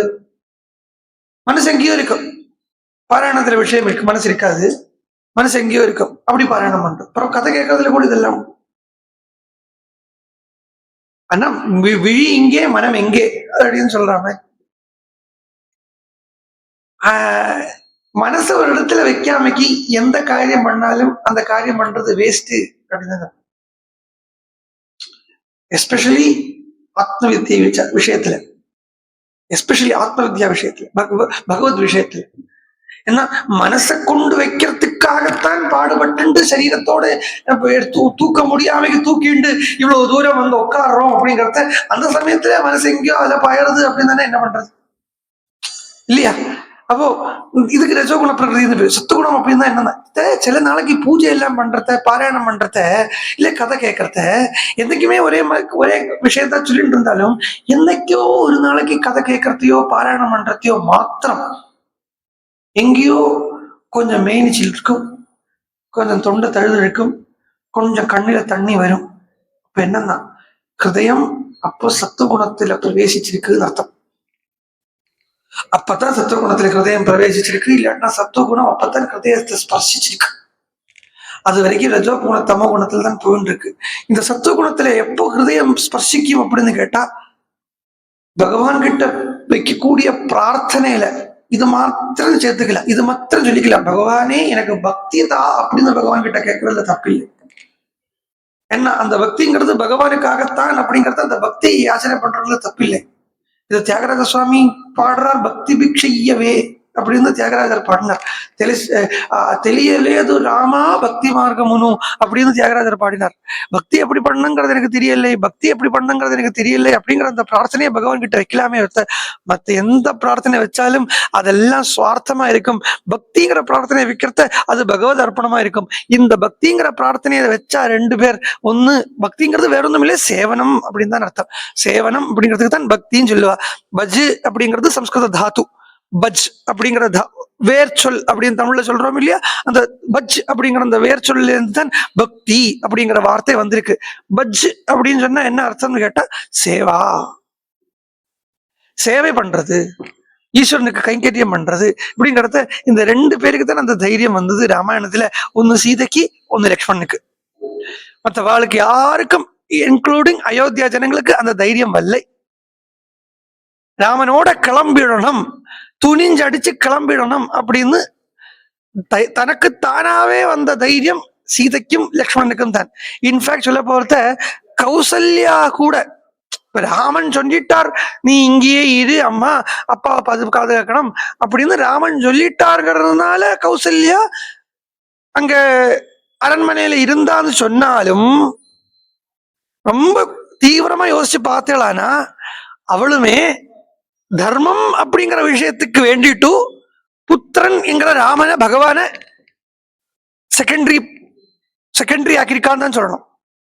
ராமன பகவானா ஈஸ்வரனா பூர்ணம் பிரம்ம சனாதனமா பாக்கிறத தர்மம் அப்படிங்கிற ஒரு ரிலேட்டிவான விஷயத்துக்கு, தர்மமும் சாஸ்வதம் இல்லையே, தர்மமும் ரிலேட்டிவ் தானே, ஈஸ்வரன் மாத்திரம் தானே சாஸ்வதம் சொல்றோம். அப்ப அந்த தர்மம்ங்கிற விஷயத்த ஈஸ்வரனுக்காக தர்ம இல்ல, ஈஸ்வரனை தர்மத்துக்காக பைபாஸ் பண்ணிட்டு போனா அதுக்கு சொல்லிக்கலாம், ஓ பகவானே சொல்லிட்டான், ராமனே சொல்லிட்டான், நீ இங்கேயே இரு அப்படின்னு சொல்லிட்டான் என்கிறதால. ஆனா இங்க ரெண்டு பேரை பாருங்க, அயோத்தியாலே இருக்கிறவா. ஒண்ணு இப்ப ரெண்டு பேர் ராமன் கூட போன ரெண்டு பேரை பார்த்துட்டோம். ஒன்னு சீதை, இன்னொன்னு லக்ஷ்மணன் பார்த்தோம். இன்னொன்று ரெண்டு பக்தால பார்த்தோங்க. ஒன்னு கௌசல்யா, அதாவது பகவான் கிட்ட வாத்சல்ய பக்தி பண்ணக்கூடியவா ரெண்டு பேர். ஒன்னு கௌசல்யா, இன்னொன்னு தசரதன். இவர் ஜென்ம ஜென்மமா பகவான் கிட்ட வாத்சல்ய பக்தியை பண்ணிட்டு வந்துட்டு இருக்காங்கிறத கிருஷ்ணாவதாரத்துல பகவான் சொல்றார். கிருஷ்ணாவதாரத்துல பகவான் சொல்றார். அப்போ அந்த வாத்சல்ய பக்தி பண்ணிட்டு வரப்பட்டது வாழ கௌசல்யா இருக்கா, தசரதன் இருக்கா. இந்த பக்கம் பார்த்தேன்னா தாச பக்தியில லக்ஷ்மணன் இருக்கார், காந்தா பக்தியில சீதை இருக்கா. இந்த காந்தா பக்தியில் இருக்கக்கூடிய சீதையோ தாச பக்தியில் இருக்கக்கூடிய லக்ஷ்மணனோ ராமனோடைய கிளம்பி உடனே போயிட்டா, வாத்சல்ய பக்தியில் இருக்கக்கூடிய தசரதனோ வாத்சல்ய பக்தியில் இருக்கக்கூடிய கௌசல்யோ ரெண்டு பேரும் போகலை. ஆனா தசரதன் அழறார், ராமா உன்னை விட்டுட்டேனே விட்டுட்டேனே விட்டுட்டேனே விட்டுட்டேனே அழறார். கௌசல்யான்னு துடிக்கிறா, உன்னை விட்டா நான் எப்படி இருப்பேன்னு தெரியலையே இப்படி எல்லாம் கேட்கறத. இந்த தசரதனுடையதும் கௌசல்யாவுடைய பக்தியை பார்க்கறத உயர்ந்ததுன்னு சொல்றதுக்கு நமக்கு அதிகாரம் இல்லை. என்ன கூட இப்படி இருந்திருக்கணும் அப்படின்னா, ராமன் அந்த போன உடனே பிராணன் போயிருந்தா போறதா, அது உண்மையான பக்தி. ஜலத்திலேருந்து மீன் எடுத்து போட்டோன்னு எப்படி துடிச்சு சாகுமோ அது மாதிரி செத்து போகிறது, பிராணனை விடுறது, சரீரத்தை தாங்க முடியாம அந்த விரகத்துல சரீரத்தை விடுறது என்கிறது உண்மையான பக்தி. அப்படின்னா தசரதனுக்கு அது இருக்கு, தசரதனுக்கு அது இருக்கு, உண்மையான பக்தியா இருக்க. அவர் அந்தண்ட போனார். அதுக்காக கௌசல்யாக்கு பக்தி இல்லைன்னு சொல்லிட முடியுமா? முடியாது. கௌசல்யாக்கு பக்தி இல்லைந்தும் கௌசல்யா பக்தியில தசரதனை விட கீழானவளதான் சொல்ல முடியாது. கௌசல்யா எப்படி இருக்குன்னா ராமனுக்காகவே பிரதீட்சிச்சுட்டு இருக்க, ராமனையே எதிர்பார்த்துட்டு இருக்க. ராமன் வருவன் வருவன் வருவன் வருவன் வருவன் அந்த எதிர்பார்ப்பு இருக்கா. அந்த விரகம் இன்னும் கொஞ்சம் கூட கௌசல்யாக்கு அந்த உள்ள அந்த அனுபவத்தை கொடுக்கறது என்ன சொல்லலாம்.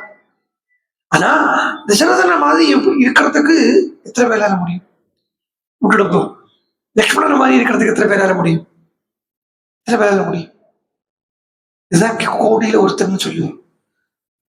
எல்லாத்தையும் ஈஸ்வரன், அவனுக்குத்தான் ஈஸ்வரன் கிடைத்தான். நிச்சயமா எழுதி வச்சுடலாம். மற்றவளுக்கு கிடைக்கிறதுங்கிறது கிடைச்சிட்டு போகலாம் மாதிரி இருக்கலாம், இல்லாட்டினா உண்மையா இருக்காது, கிடைச்சா மாதிரியான பிரமையா இருக்கலாம். ஆனா ஈஸ்வரனுக்கு எல்லாத்தையும் தியாகம் பண்ணிட்டு வரப்பட்டவனுக்கு ஈஸ்வரன் நிச்சயமா கிடைப்பான். அது அப்படி பாக்குறத நேற்றுக்கு கௌசல்யா ராமனுக்கு ஆசீர்வாதம் பண்ணி விடுறா அப்படிங்கிறத விட நேற்றுக்கு முடிச்சுட்டோம்.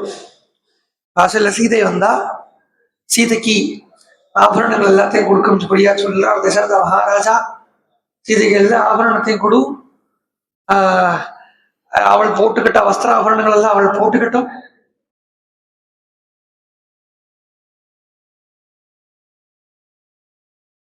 வஸ்திர ஆபரணங்கள் எல்லாம் அவள் போட்டுக்கிட்டும். அவளுக்கு இந்த விரதம் பாதகம் இல்லை ராமா, தெய்வ பண்ணி அவளை வெறும் கழுத்தோட வெறும் கையோட வெறும் காதோட அழைச்சிட்டு போயிடாதே அப்படிங்கிறத சீதையை கூப்பிட்டு வச்சு கௌசல்யா உபதேசம் பண்ணினாள் அப்படிங்கிறத வரைக்கும் இன்னைக்கு பார்த்தோம். அடுத்தது அங்க ஓரத்துல சுமித்ரா வந்துட்டு இருக்கா. இப்பத்தான் லக்ஷ்மணனுக்கு சுமித்ராவுடைய ஞாபகமே வந்துதான். வனத்துக்கு போகணுங்கிறது தீர்மானம் ஆனதுக்கு அப்புறம் சுமித்ராட்ட போய் சொல்றா லக்ஷ்மணன். பொய்க்கிட்டுமான்னு கேட்கறதுக்கோ போகலாமான்னு கேட்கறதுக்கோ இல்லை, போறேன்றது தீர்மானம் ஆனதுக்கு அப்புறம் அம்மா நான் போயிட்டு வரேன்னு சொல்றதுக்கு இன்ஃபர்மேஷன் கொடுக்கறதுக்கு போக. வாஸ்தவத்துல சத்சங்கத்துக்கு இன்ஃபர்மேஷன் தான் தேவை, இன்விடேஷன் எல்லாம் தேவையில்லை. சத்சங்கம் ஒரு இடத்துல நடக்கிறதுங்கிறது இன்ஃபர்மேஷன் தான் தேவை, இன்விடேஷன் அங்க தேவையில்லை. ஆனா இந்த இதுதான் மரங்க வந்து ஆரம்பத்துல சொல்லிட்டு இருந்தேன். இந்த கர்வம் காட்டுறதுங்கிறது எதுல எல்லாம் கர்வம் காட்டுறதுன்னா, வெத்தலை பாக்க வச்சு அழைச்சாத்தன் பஜனைக்கு பிரவச்சனத்துக்கு யாரு நல்லதுக்கு கூப்பிடுறா? இங்க யாரு பயன்? இப்போ அவ வந்து பஜனைக்கு ஜனங்க அந்த கேட்கவரவா வராங்கிறதுனால பாடுறவாளுக்கு ஒன்னும் அது ஒன்னும் ஆக போறது இல்லை. வந்தாவா வராட்டி போகும், அவ்வளவுதான். அதுக்கு முன்னாடி ஒரு வார்த்தை கூட சேர்த்துப்பா, பாக்கியம் இருந்தாவா இல்லாட்ட போ. அதனால யாருடைய லாபத்துக்காக கூப்பிடு, கிடைக்குமா கிடைக்குமா கிடைக்குமா கிடைக்குமா பார்த்துட்டு இருக்கிறத அந்த இன்ஃபர்மேஷன் தான் தேவையை ஒழிய இதுக்கெல்லாம் சத்சங்கத்துக்கெல்லாம் இந்த சத்சங்கத்துக்கு நீங்கள் தேவ கூர்ந்து வரவும் அப்படின்னு யாருக்கும் இன்விடேஷன் எல்லாம் கொடுக்கக்கூடாது. தாங்கள் வந்து கலந்து கொள்ளவும் தங்களுடைய பிரசன்ஸ் இப்படி எல்லாம் சொல்லி அதுல இன்விடேஷன் எல்லாம் போடக்கூடாது. பிரவச்சனத்துக்கோ பஜனைக்கோ எக்ஸ்பெக்டேஷன் எதுல இருக்கணும்னா ஈஸ்வரனுடைய எஸ்டீம்டு பிரசன்ஸ்ல இருக்கணும். ஈஸ்வரனுடைய பிரசன்ஸே அந்த சத்சங்கத்தை எஸ்டீம் ஆக்கிடும். இது ஜனங்களை கூப்பிடுறத இப்படி இருக்கு, வானும் சொல்ல வேண்டாம் வரண்டாம் சொல்ல வேண்டாம், அதெல்லாம் அவருடைய தலையெழுத்து போல. உண்மை அதுதான். இப்ப கௌசல்யா சுமித்ரேட்ட வந்து லக்ஷ்மண சுவாமி சொல்றார், நான் போற கிளம்புறேன் அப்படின்னு சொல்றத சுமித்ரா லக்ஷ்மணன் கிட்ட சொல்றா, போயிட்டு வா, உன்னை எனக்கு தான் தெரியும். ஆனா ராமே பிரமாதம் ஆகாஷி புத்திர பிராதரி கச்சதி சிருஷ்டஸ்தும் வனவாசாய ஸ்வருக்தா ஸ்ருஜனே.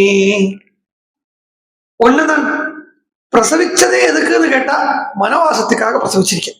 அதாவது ஒன்ன நான் ஈன்றெடுத்ததே ராமனுக்காக. இப்படி எத்தனை பேர் இருப்பா? சுமித்ரா மாதிரி ஒரு அம்மா எத்தனை பேர் கிடைக்க முடியும்?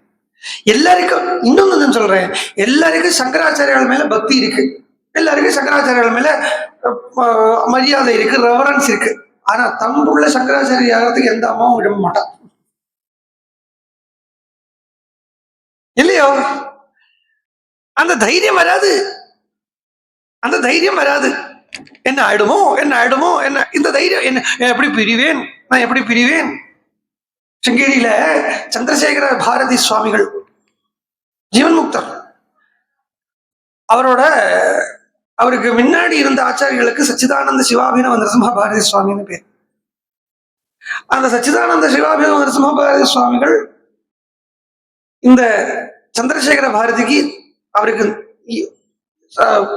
பெற்றோர் பெற்றோர்கள் போட்ட பேரு நரசிம்ம சர்மா.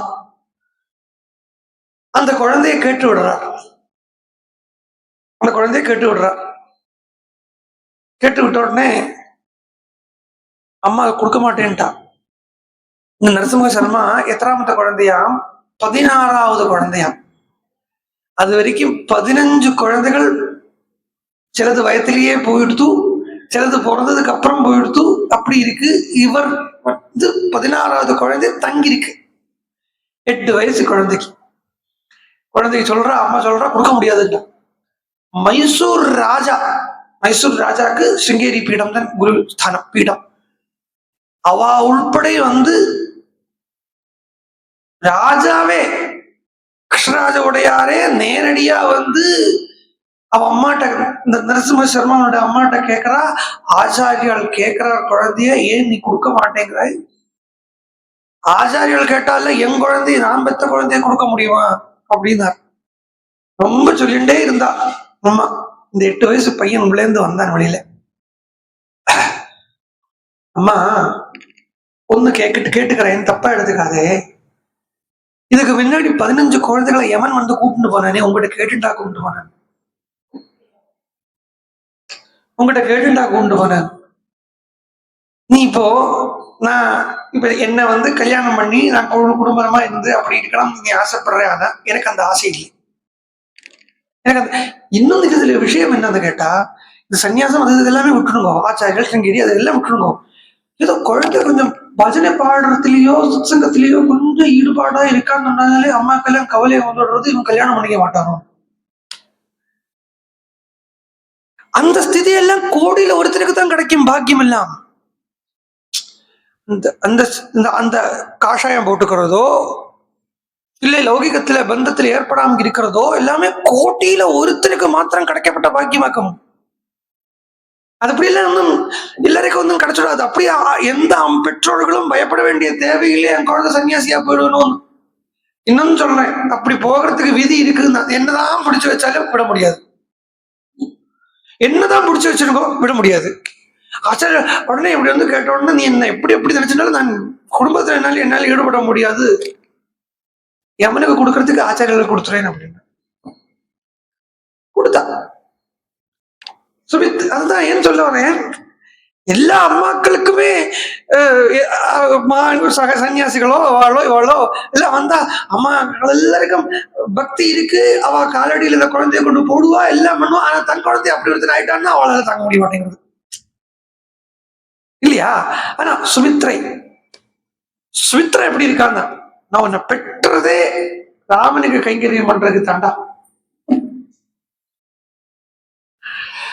பரமஹம்சருடைய சிஷ்யாள்ல பாபுராம் அப்படின்னு ஒருத்தர், இந்த ஃபர்ஸ்ட் 12 மொனாஸ்டிக் சிஷ்யாள்ல அவ அம்மா, மற்ற அம்மாக்களுக்கு எல்லாம் பாக்கி உள்ளவா, அந்த விவேகானந்தருடைய அம்மா ஆகட்டும், இல்லாட்டின சசி மகாராஜோடைய அம்மா எல்லாருமே திட்டி புடைக்கிறா.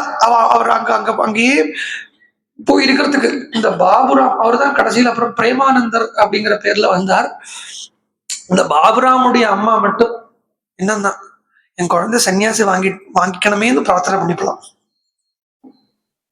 என் குழந்தை சம்சாரத்துல பந்தப்படக்கூடாது. இப்படி கோடியில் இல்லை, இதெல்லாம் ட்ரில்லியன்ல ஒரு அம்மா தான் இப்படி இருக்க முடியும். ட்ரில்லியன்ல ஒரு அம்மா தான் எப்படி இருக்க முடியும். ஏன்னா இது பாருங்க, இதே இடத்துல நான் இப்ப சொல்றேன், ஒரு அம்மாவை சன்னியாசத்துக்காக லக்ஷ்மணனை கொடுத்தா, ஐ மீன் ராமன் கிட்ட விடுறதுங்கிறது சன்னியாசம் சொல்லி. இன்னொன்னு, இந்த சன்னியாசம்ங்கிறது இது காஷாயம் எடுத்துக்கிறது மாத்திரம் சன்னியாசம் நினைச்சுக்கப்படாது. ஈஸ்வரனுக்கு தன்னுடைய வாழ்க்கைய என்னதான் லௌகிக்கத்தில் இருந்தாலும் கல்யாணமே பண்ணிக்கிட்டோம், குழந்தையே பெற்றுக்கிட்டோம். இந்த குழந்தை பெற்றுட்ட துக்காராம் சுவாமிக்கு 2 கல்யாணம் பண்ணிட்டு இருந்தாங்க தெரியுமா? துக்காராம் சுவாமிகள் 2 கல்யாணம் இருக்கு, 4 குழந்தைகள் வேற. நாமதேவருக்கு 4 குழந்தைகள். இவெல்லாம் ஒன்றும் காஷாயம் கட்டிக்கலை. ஆனா இவெல்லாம் லட்சம் சன்னியாசிக்கு துல்லியமா இருந்திருக்கா, 1000 சன்னியாசிக்கு துல்லியமா இருந்திருக்கா. அந்த மனசுதான் பகவான் கிட்டே விட்டிருக்கப்பட்ட மனசு அப்படின்னு இருக்கிறத அவ அதுலயும் பகவான் நம்மளை பார்த்துப்பன் அப்படிங்கிற எண்ணத்தில் அவ பகவான் கிட்ட மனசை வைக்கலை. ஆனா பகவான் அவளை பார்த்துக்கிறான், அவ்வளவுதான். அப்போ இந்த சுமித்ரை லக்ஷ்மணனை பெற்றதே ராமனுக்காக அப்படின்னு சொன்னா இல்லையா, இதே மாதிரி தான் இருந்தா சுகுணா அப்படிங்கிற தாயார். சுகுணா அப்படிங்கிற தாயார் ஆத்மபோதேந்திர சுவாமிகள் மோகன பாண்டுரங்கன் கிட்ட கேட்கிறார், உன் குழந்தை எனக்கு தந்துரு, நான் மடத்துக்கு தந்துரு அப்படின்னு கேட்கறத ஆத்துக்கு போய் கேட்டுட்டு வந்து சொல்றேன்னு சொன்னார். ஆத்துல போய் கேட்டுட்டு வந்து சொல்றேன்னா, குழந்தை புருஷோத்தமன் எனக்கு தந்துடுறியா அப்படின்னு கேட்டார். ஆத்துக்கு போய் கேட்டுட்டு வந்து சொல்றேனே. நேர வந்து சுகுணாங்கிறவர்கிட்ட கேட்கிறார், தன்னுடைய பத்னி கிட்ட. அவள் அழ ஆரம்பிச்சுட்டான். கொடுக்கறதுக்கு இஷ்டம் இல்லையோ அப்படின்னு அவர் நினைச்சுக்கிறார். கேட்கிறா, என்னமா நீங்கள் வந்து இப்படி எங்கிட்ட கேட்கலாம், நீங்க எப்படி எங்கிட்ட கேட்கலாம், நீங்க என்ன தீர்மானம் எடுக்கிறீங்களோ அதுதானே அப்படின்னு சொல்றாங்கன்னா, அப்போ இது மாதிரி சில சில பாக்கியவான்களுக்கு தான் நடக்கும். ஆனா குழந்தைகளை சின்னத்திலேருந்தே சத்சங்கத்துக்குள்ள போடுறதுங்கிறது அம்மாக்களுடைய லட்சியம். ஆனா ஃபார்ச்சுனேட்லின்னு சொல்ல முடியாது, அன்பார்ச்சுனேட்லி இப்போ உள்ள அம்மாக்களுக்கே அந்த சத்சங்க ருச்சி இல்லைங்கிறத மேல நீ குழந்தைகளுக்கு எப்படி அந்த சத்சங்க ருச்சி வரும்? பெரும்பாலும் இல்லையா? இப்ப இருக்கப்பட்ட கிரகிணிகளுக்கு, ஏன்னா கிரகிணிகள்னாலதான் பக்தியோ ஞானமோ எல்லாம் வளர்றது. கிரகிணிகள்னாலதான் குடும்பத்தில் இருக்கக்கூடியவளுக்கு சத்சங்க ருச்சி கிடைக்கிறது, கிரகிணிகள்னாலதான். அப்ப அந்த கிரகிணிகளுக்கு சத்சங்கத்துல ருச்சியோ பகவத் விஷயத்துல ஆசையோ இல்ல பகவத் விஷயம் எல்லாருக்கும் கிடைக்கணும் அப்படிங்கிற அந்த எண்ணமோ இல்லாம ஆகி ரொம்ப நாள் ஆயிடுத்து. இப்ப ஜெனரேஷன் ஜெனரேஷன் பிஃபோர் அதெல்லாம் இருந்தது. நம்ம அதெல்லாம் தாண்டி ஒரு ஜெனரேஷன் வந்துட்டோம், எல்லாம் தாண்டி ஒரு ஜெனரேஷன் வந்துட்டோம். ஆனா ஒரு சும்மா எதுக்குமே லாயக்கு இல்லாத ஒரு ரீசன் சொல்றது என்னன்னா, அதெல்லாம் அந்த காலம், இந்த காலத்துல அப்படி எல்லாம் முடியுமா? ஒண்ணுமே வேண்டாம். சந்நியாசம் அப்படிங்கிற விஷயத்த நம்ம எடுத்துட்டோம்னா, மகா பிரிவா அப்படியே அந்த சந்நியாச தர்மம் எப்படி அனுஷ்டானம் பண்ணணுங்கிறத காட்டின ஒரு மகா பிரிவா. அதுக்கு முந்தி எப்படி இருந்தது நம்மளால தெரியாது. அதுக்கப்புறம் இருக்கக்கூடிய சன்னியாசிகளை பாக்குறத நம்மளெல்லாம் பெஞ்ச் மார்க்கா மகாபிரிவால தான் வச்சுப்போம். இது ஈர்ப்பு நேச்சர். அது பெரியவாளர் மாதிரி அந்த கண்டு அப்படித்தான் பார்க்கும். அப்படி இருந்தவர் அப்படி இருக்கார், அப்படி இருந்து சன்னியாச தர்மம் அப்படி இருந்தவர் ஒருத்தர் அப்படின்னு இருக்கிறத, அதுக்கப்புறம் யார பாக்குறத, எந்த ஒரு காஷாயத்தையோ தண்டத்தையோ பாக்குறத நம்மளுடைய மனசு அந்த பக்கம் தான் தோணும். அதைத்தான் பெஞ்ச் மார்க்கா வச்சுக்கிறத அப்படி இல்லையே அப்படின்னு தோதனை வந்துடுத்தானா சொல்லுவா. அதெல்லாம் பெரியவா இல்ல, இந்த காலம் வேற இந்த காலம் வேற அப்படி எல்லாம் ஒரு காலமும் நிர்ணயிக்கிறது இல்லை. இருக்கணும் தானே இப்பவும் இருக்க முடியும். ஏன் ஒரே சூரியன் தானே ஈஸ்ட்ல உதிக்கிறது, அதே சூரியன் தானே இன்னைக்கும் கிழக்கில் உதிக்கிறது, அதே 24 மணி நேரம் தானே, அதே பாரத தேசம் தானே, அதே சிச்சுவேஷன் தானே, அதே விஷயம். ஏன்னா இப்ப என்ன ஆயிடுது, காலம் வேற சொல்றதுக்கு காரணம் என்னன்னா, இன்னைக்கு சௌகரியங்கள் கூடி எடுத்தோம். நான் வந்து நடந்து போறதை பத்தியோ என்னது அதுக்காக சொல்ல, தபஸுங்கிற விஷயத்துக்கு மாத்திரம் சொல்றேன். ஒரு தபஸ் அப்படிங்கிற விஷயத்துக்கு தான் நான் எடுத்துக்கிறேன் ஒழிய அவ நடந்து போறதோ இதுல போறதோ அதுல போறதோ அதொன்னும் இதொன்னும் மேட்டரே இல்லை. அதெல்லாம் சரீரம் என்னெல்லாமோ பண்ணிக்கிறது, அதெல்லாம் என்ன வேணா பண்ணிக்கிட்டோம். பட் ஆனா இந்த தபஸுங்கிறது ஒரு பிரதானமான விஷயம் இருக்கு இல்லையா?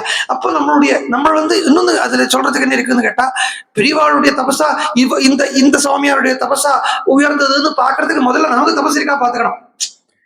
அது இல்லைங்கிற பட்சத்துல நம்ம கம்பேர் பண்ணிக்கிறதுக்கு லாயக்கு இல்லாட்டா கூட, as a common man, as a layman, எல்லாருடைய அந்த மனசுக்கும் has its own tendency to compare.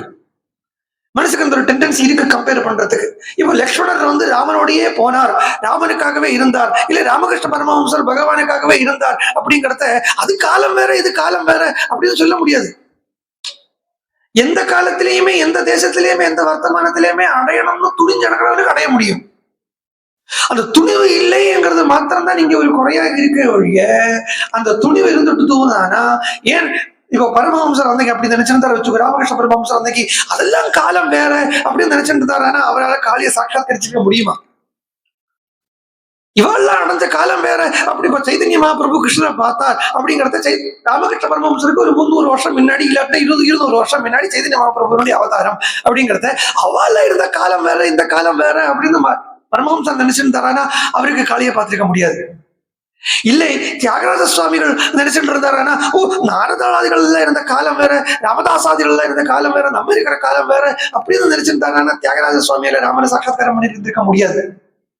ஒருத்தரும் எப்படி ஈஸ்வர சாட்சாத்காரம் பண்றா அப்படின்னா, அவ சாக்கு போக்கு சொல்றது இல்லை. இந்த காலம் வேறன்னு சொல்றது இல்லாம அது வேற காலம் இது வேற காலம் எல்லாம் சொல்றது ஜஸ்ட் சாக்கு போக்கு தான். நம்மளால முடியலை, நம்மளுடைய சக்தி இல்லாதத, நம்மளுடைய அசக்தித்துவத்தை காலத்தின் மேல பழி போடுறோம், அவ்வளவுதான். நம்மளுடைய ஆசையிலிருந்து நம்மளால மீற முடியலை, நம்மளுடைய கம்ஃபர்ட் சோனால நம்மளால மீற முடியலை, நமக்கு இப்படி நம்மளுடைய இஷ்ட அனிஷ்டங்கள்லையும் நம்மளால மீற முடியலை. எல்லாத்தோட பழிய நேரம் தூக்கி எடுத்து காலத்துல போட்டு தூங்குறதால எல்லாம் ஆயிடுதான். அன்னைக்கு லட்சுமணன் கிளம்பினார் தான், அன்னைக்கு லட்சுமணன் கிளம்பினா மாதிரி இன்னைக்கும் கிளம்புறதுக்கு உண்டான தீராள் இருக்கா. அந்த தீராளுக்கு ஈஸ்வர சாட்சாத்காரம் கிடைக்கிறது, அவளுக்கு தான் கிடைக்கிறது. அந்த தைரியம் உள்ளவனுக்கு தான். கம்ஃபர்ட் சோன்ல இருந்து பிச்சு உதறிண்டு இதுக்காக காட்டுல போய் சன்னியாசம் வாங்கிக்கணும்னே இல்லை. இருக்கிற இடத்துலயே மனசை கம்ப்ளீட்டா காஞ்சனத்துல இருந்து தியாகம் பண்றதுக்கு மனசு இருந்தா அது போரும், இருக்கிற இடத்துல இருந்தே. ஆனா அந்த மனசை காஞ்சனத்துல தியாகம் பண்றதுக்கே ஒட்ட மாட்டேங்கிறது. இப்ப யாராவது ஒரு 500 ரூபாய் தந்தா வச்சு போல, சும்மா யோசிச்சு பாருங்க. இப்ப யாராவது எனக்கு கண்ணு மஞ்சள் கண்ணு வந்து மலையாளத்துல சொல்லுவா கண்ணு மஞ்சளிக்கிறதுன்னு சொல்லுவா. அதுன்னா அர்த்தம் என்னன்னா, ஒரு ஒரு பெரிய விஷயத்த பாக்குறத அப்படியே நமக்கு ஓ அப்படின்னு தோணி அந்த வைராக்கியம் இல்ல அதுவளை தான் இருக்கும். ஒண்ணுமே இல்லை, நல்ல சுகர் இருக்கு, நான் ஸ்வீட் எல்லாம் சாப்பிடறது இல்லை சார் அப்படின்னு சொல்றவனுக்கு நல்ல நெய்யால பண்ணின மைசூர் பாக பார்த்தா வரப்பட்ட ஒரு ஃபீலிங் இருக்கு. சபலம், கண்ணு மஞ்சளிக்கிறது தான் சபலம், சபலத்துக்கு தான் கண்ணு மஞ்சளிக்கிறது சொல்றாங்க. பாருங்க, ஒண்ணுமே இல்லை. இப்ப யாராவது ஒரு 500 ரூபாய் கொண்டு இருந்தா வச்சு போல, இல்ல வேண்டாம் வேண்டாம் வேண்டாம் அப்படின்னு சொல்லலாம். ஒருத்தர் 2 கட்டு 500 ரூபாய் 2 கட்டு எடுத்துட்டு வந்துட்டு கையில முன்னாடி வச்சு தரான்னா அப்ப வேண்டாம் சொல்லுவோமா? அதுதான் பார்க்கணும். அப்ப வேண்டாம் சொல்லுவோமா? அங்கதான் இருக்க வைராக்கியம். அதுவரை அந்த அல்பத்தில் இருக்கப்பட்ட வைராக்கியம் இல்லை, பெரிய மேல மேல ஏறி போகிறது அந்த டிகிரியில் இருக்கப்பட்ட வைராக்கியத்தை வச்சுன்னா நம்மள அனலைஸ் பண்ணிக்க முடியும். அப்ப வேண்டாம் சொல்லுவோமா? பரவாயில்லை, ஐயோ பாவம் போட்டு வாங்கிக்கலாமே அப்படின்னு போகும். எல்லாத்துக்கும் மேல ஒரு பெரிய மாயை என்ன தெரியுமா? இந்த பண விஷயத்திலேயே சொல்றேன், காஞ்சன விஷயத்திலேயே சொல்றேன். ஒரு சாக்கு சொல்லுவா, சத்சங்கத்துக்காக வாங்கிக்கிறோம் அப்படின்னு சொல்லுவா. வாங்கிக்கிறா, சங்கத்துக்காக பணம் வாங்கிக்கணும்.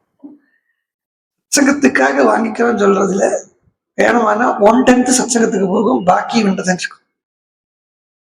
இது ஒரு சாக்கு. இது சாக்குன்னு சொல்றதை விட இது தன்னையே தான் ஏமாத்திக்கிறது. அப்படி தன்னைத்தான் ஏமாத்திக்காமக்கி சுமித்ரா சொல்றா, உன்னை பெத்ததே லக்ஷ்மணா ராமன் கூட வனவாசத்துக்கு போகிறதுக்காகத்தான். அதனால ராமே பிரமாதம் மா கார்ஷி, ராமன் கிட்ட நீ பிரமாதத்தை காட்டாதே அப்படின்னா. இந்த தமிழ் பிரமாதம் இல்லை இங்க. தமிழ்ல பிரமாதங்கிற வார்த்தையே கிடையாது. அது எப்படியோ ஏறி வந்துருத்து. பிரமாதம் இப்படிங்கிற ஒரு வார்த்தை தமிழ்ல கிடையாது. ஏன்னா தமிழ்ல முதற்கொண்டு பிராவே இல்லை, பிர அப்படிங்கிற சொல்லி தமிழ்ல கிடையாது. தா அதுவும் தமிழ்ல கிடையாது. பிரமாதம் அப்படின்னு வேணா சொல்லியிருக்காங்க தமிழ் வார்த்தையாக்கமானா. இது சம்ஸ்கிருதத்துலதான் இந்த வார்த்தை இருக்கு. பிரமாதம் அப்படிங்கிற வார்த்தை தமிழ் சம்ஸ்கிருதத்துலதான் இருக்கு. வாஸ்தவமா சம்ஸ்கிருதத்துல பிரமாதம் அப்படிங்கிற சப்தத்துக்கு என்ன அர்த்தம்னு கேட்டா சோம்பல் அர்த்தம். சோம்பல் இதுதான் அர்த்தம். எப்படி இருக்கு சப்பாத்தி? எப்படி இருக்கு? பிரமாதமா இருக்கு.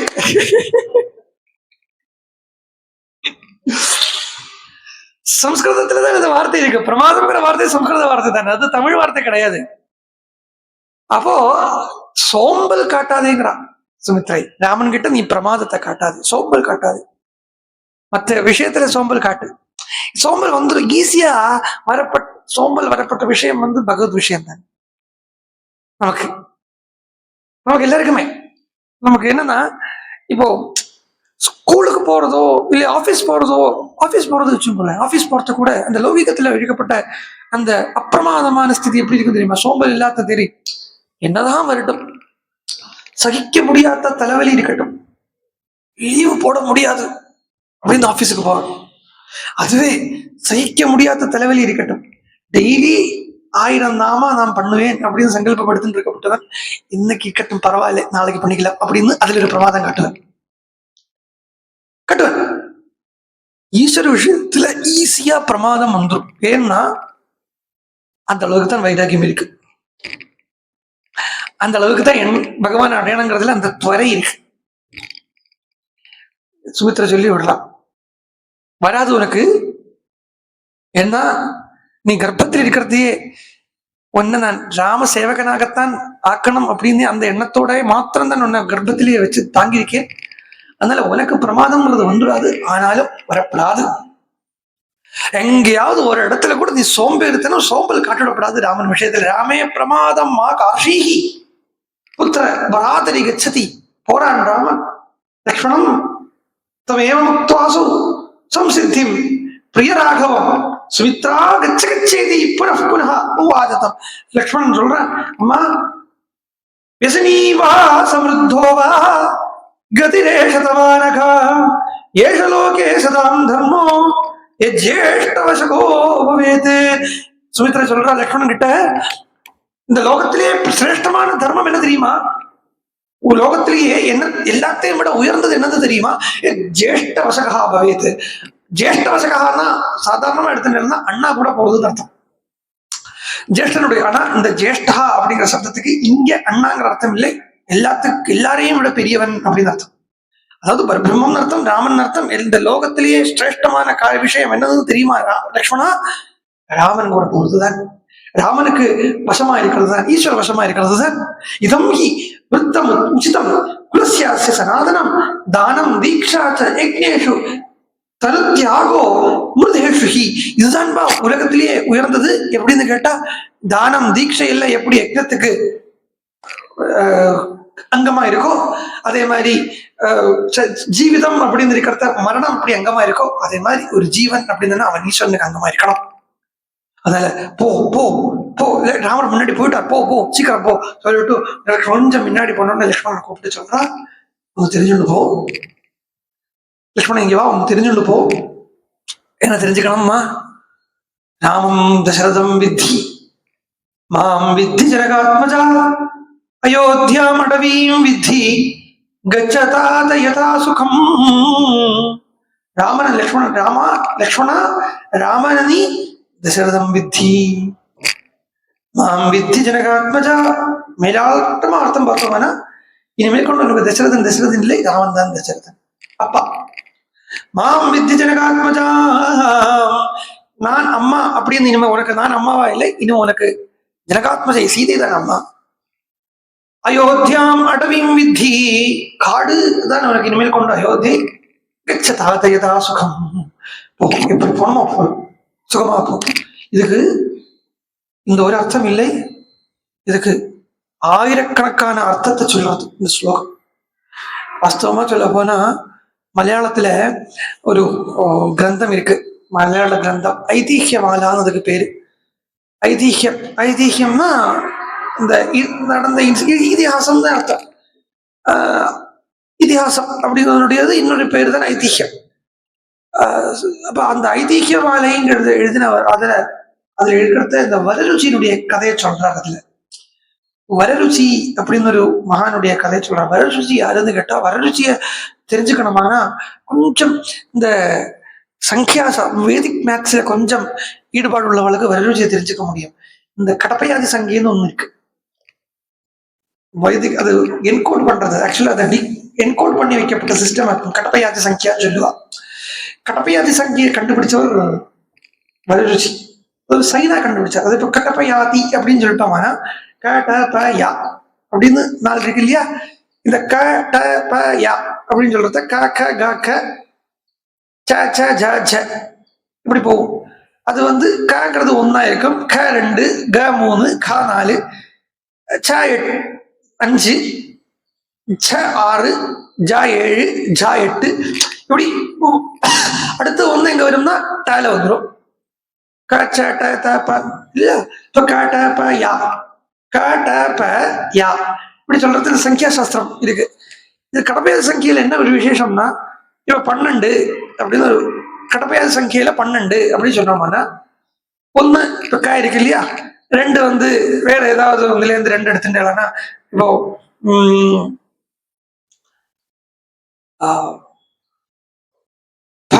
அப்படிங்கிறது 2 அப்படின்னு சொன்னா, இத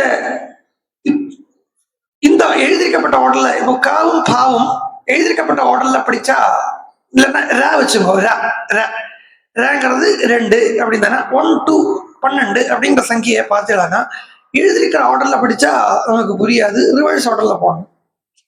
இந்த கடப்பையாதி சங்கியினுடைய சிஸ்டத்துல தான் கர்நாடக சங்கீதத்தினுடைய ராகங்கள் எல்லாமே அமைச்சிருக்கு.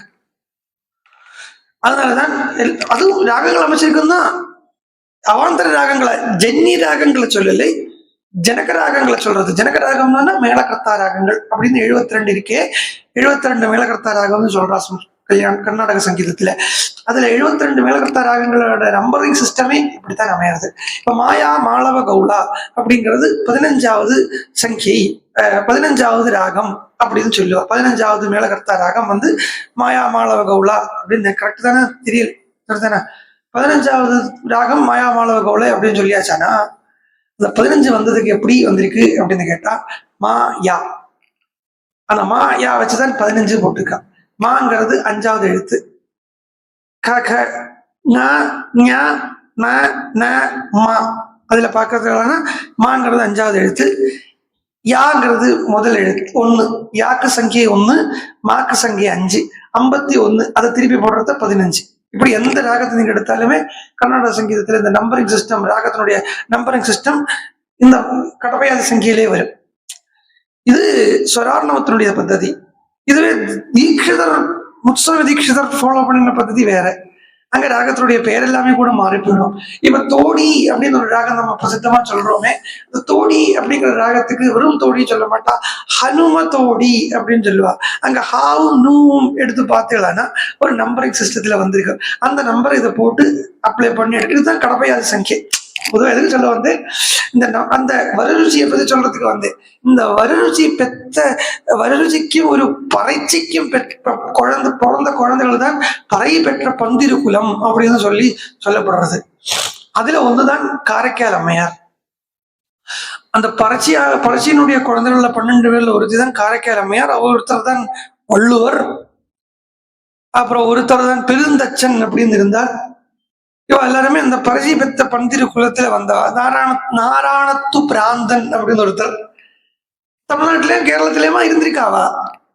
கரைக்கால் அம்மையாருங்கிறதுல அவ பெற்ற அந்த வரருச்சிக்கும் பரசிக்கும் பிறந்த குழந்தைகள்ல 12 பேர்ல வந்தவாதான். சோ அந்த அந்த கிரந்தத்துல வரருச்சி ஒரு நாளைக்கு ஒரு மரத்துக்கு கீழே படுத்துன்னு இருக்கார். ஏன்னா அவர் ஆக்சுவலா விக்ரமாதித்யனுடைய சதஸில் இருந்தவர் வரருச்சி. விக்ரமாதித்ய ராஜாவுடைய சதஸில் இருந்த வரருச்சி சர்ச்சை நடந்திருக்கிறது. உடனே கேட்கிறா ராஜா, ராமாயணத்திலேயே பிரதானமான ஸ்லோகம் ஏது, அர்த்தபூரிஷ்டமான ஸ்லோகம் ஏது அப்படின்னு ஒரு கேள்வி வருது ராஜாட்ட. எல்லா மந்திரிகளும் போட்டு மண்டை உடைச்சுக்கிறான்.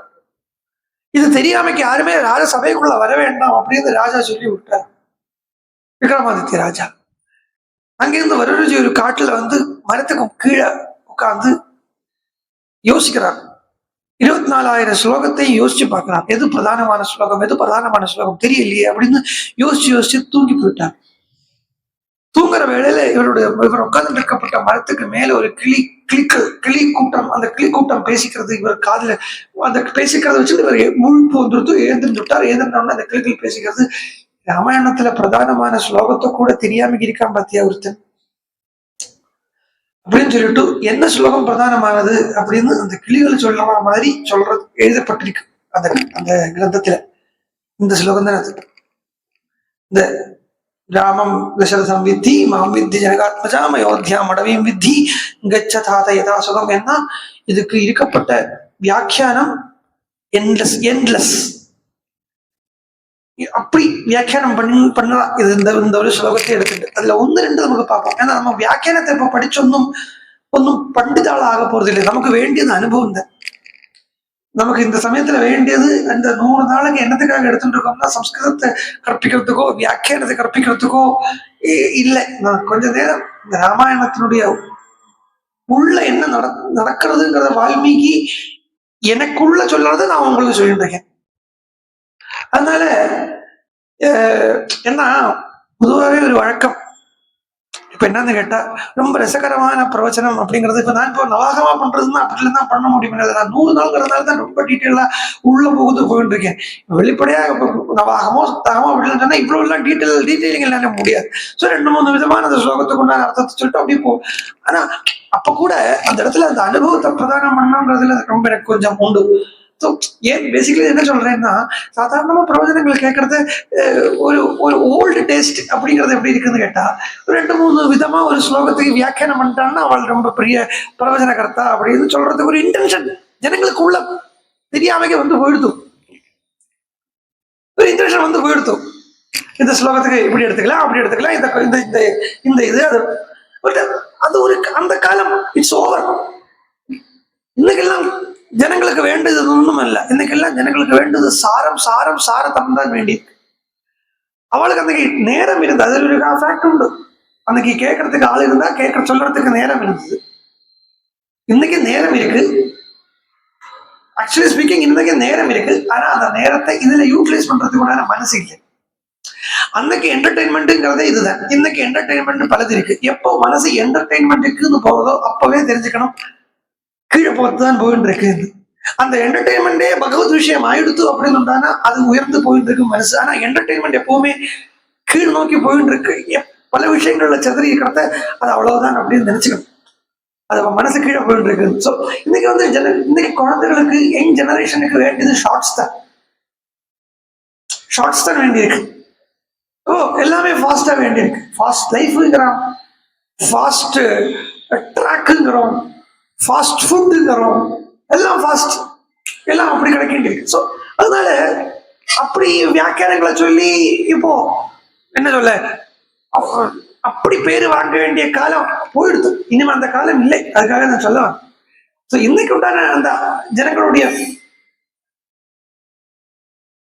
அந்த அவளுக்கு என்ன வேணும், ருசி என்னங்கிறத பார்த்து ப்ரொவைட் பண்ண வேண்டியிருக்கு. ஸோ இந்த ஸ்லோகத்தை 1-2 பார்த்துட்டு நமக்கு இன்னைக்கு முடிச்சிடும். இந்த ஸ்லோகத்தோட இன்னைக்கு இருக்கட்டும், மேல நாளைக்கு பார்த்துக்கலாம் பாக்கி. இதுல சொல்லுவா ராமம் தசரதம். ஆனா அதுக்காக என்னுடைய ஆசை என்னன்னு, பேசிக்கலி என்னுடைய ஒரு இன்டென்ஷன் என்னன்னு கேட்டாலே நம்மளுடைய இதிகாச புராணங்களை இப்போ உள்ள மாடர்ன் லைஃபுக்கு எப்படி கொடுக்க முடியுங்கிறத நான் பார்த்துட்டு இருக்கேன். இப்போ உள்ள வாழ்க்கை எப்படி கொடுக்க முடியும்? அதுக்கு பாவம் நீங்கள் எல்லாம் ஒரு பலியாடா உட்கார்ந்துட்டு இருக்கு.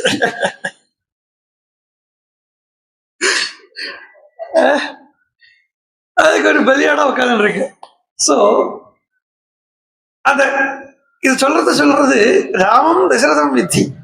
ராமனை தசரதன் அப்படின்னு தெரிஞ்சுக்கோன்னா தசரத மகாராஜான்னு மாத்திரம் இல்லை, தசம்னா பக்ஷின்னு ஒரு அர்த்தம் இருக்கு. தசரதம் அப்படின்னா பக்ஷி ரத்தனான மகாவிஷ்ணு அப்படின்னு ராமனை தெரிஞ்சுக்கோ. மாம் வித்து ஜனகாத்மஜா, ஜனகாத்மஜாவை மாம் அப்படின்னா என்ன அப்படின்னு தெரிஞ்சுக்கோன்னு ஒரு அர்த்தம் இருக்கு. மாம்னா மகாலட்சுமின்னு ஒரு அர்த்தம் இருக்கு. சீதையை மகாலட்சுமி அப்படின்னு தெரிஞ்சுக்கோ. அயோத்தியாம் அடவியும் வித்தி, அயோத்தியாவையே அடவி அப்படின்னா யாராலையும் புகுற முடியாதது அப்படிங்கிற கூடிய இடம் வைகுண்டம். அது அயோத்தியா, அதாவது காட்ட வைகுண்டம் அப்படின்னு நினைச்சுக்கோ. கச்சதாத ஏதாவது சொல்லும். ராமம் வித்தி தசரதம் வித்தி, ராமனை தெரிஞ்சுக்கோ தசரதன் தெரிஞ்சுக்கோ. என்ன அர்த்தம்னா ராமனை பாரு, ராமஹா தர்ம பராயணா, தசரதா காமபராயணா. தசரதன் அவள் பத்னி சொன்னதை கேட்டான். ராமன் தர்மம் படி நடக்கிறான். மாம் வித்தி ஜனகாத்மதாம் வித்தி, என்ன பாரு சீதையை பாரு. என்ன பாருன்னு சொல்றதுக்கு என்ன அர்த்தம்னா ராமன் கிளம்பின உடனே சீதை எப்படி பின்னாடி ராமனோட போறாளோ அது மாதிரி எனக்கு போக முடியும். எனக்கு ராமன் கூட போக முடியல, என் பர்த்தா கூட என்னால இருக்கிறதுக்கு முடியல. இப்போ அவன் கைகை கொடுத்தன் இருக்கா. அதனால அயோத்தியா வித்தி அடவியும் வித்தி, அயோத்தியாவை தெரிஞ்சுக்கோ அடவியை தெரிஞ்சுக்கோ. ராமன் அந்தண்ட போன உடனே இந்த அயோத்தியாவே அடவியா போயிட போறதுங்கிறத தெரிஞ்சுக்கோ. கச்சதாவது ஏதாச்சுக்கும். ராமம் வித்தி தசரதம் வித்தி, தசரதன் இப்ப யாரா இருக்கான்னா ராமனா இருக்கான்றத தெரிஞ்சுக்கோ. ஏன்னா இந்திரியங்களை ஜெயிச்சவன் தசரதன். இந்திரியங்களை ஜெயிக்கல. மாம் வித்தி ஜனகாத்மஜாம் வித்தி, என்ன பாரு சீதையை பாரு. சீதை இப்ப எப்படி இருக்கு, சீதை எப்படி இருக்கான்னா சீதைக்கு ராமன் மாத்திரம் தான் வேண்டி இருக்கு, மற்றது எல்லாத்தையும் புறக்கணிச்சுட்டான். ஆனா நான் இன்னும் அந்த அயோத்தியாங்கிற அந்த சுகத்துக்குள்ள உட்கார்ந்துட்டு இருக்கேன். அயோத்தியா மித்தி அடவே மித்தி, அயோத்தியா ஜனங்களை பாரு, காடப்பாரு, காட்டுல எல்லாம் பிரசாந்தமா ராமனுக்காக எதிர்பார்த்துட்டு இருக்கு. அயோத்தியில எல்லா ஜனங்களும் ராமனை இழக்க போகுது.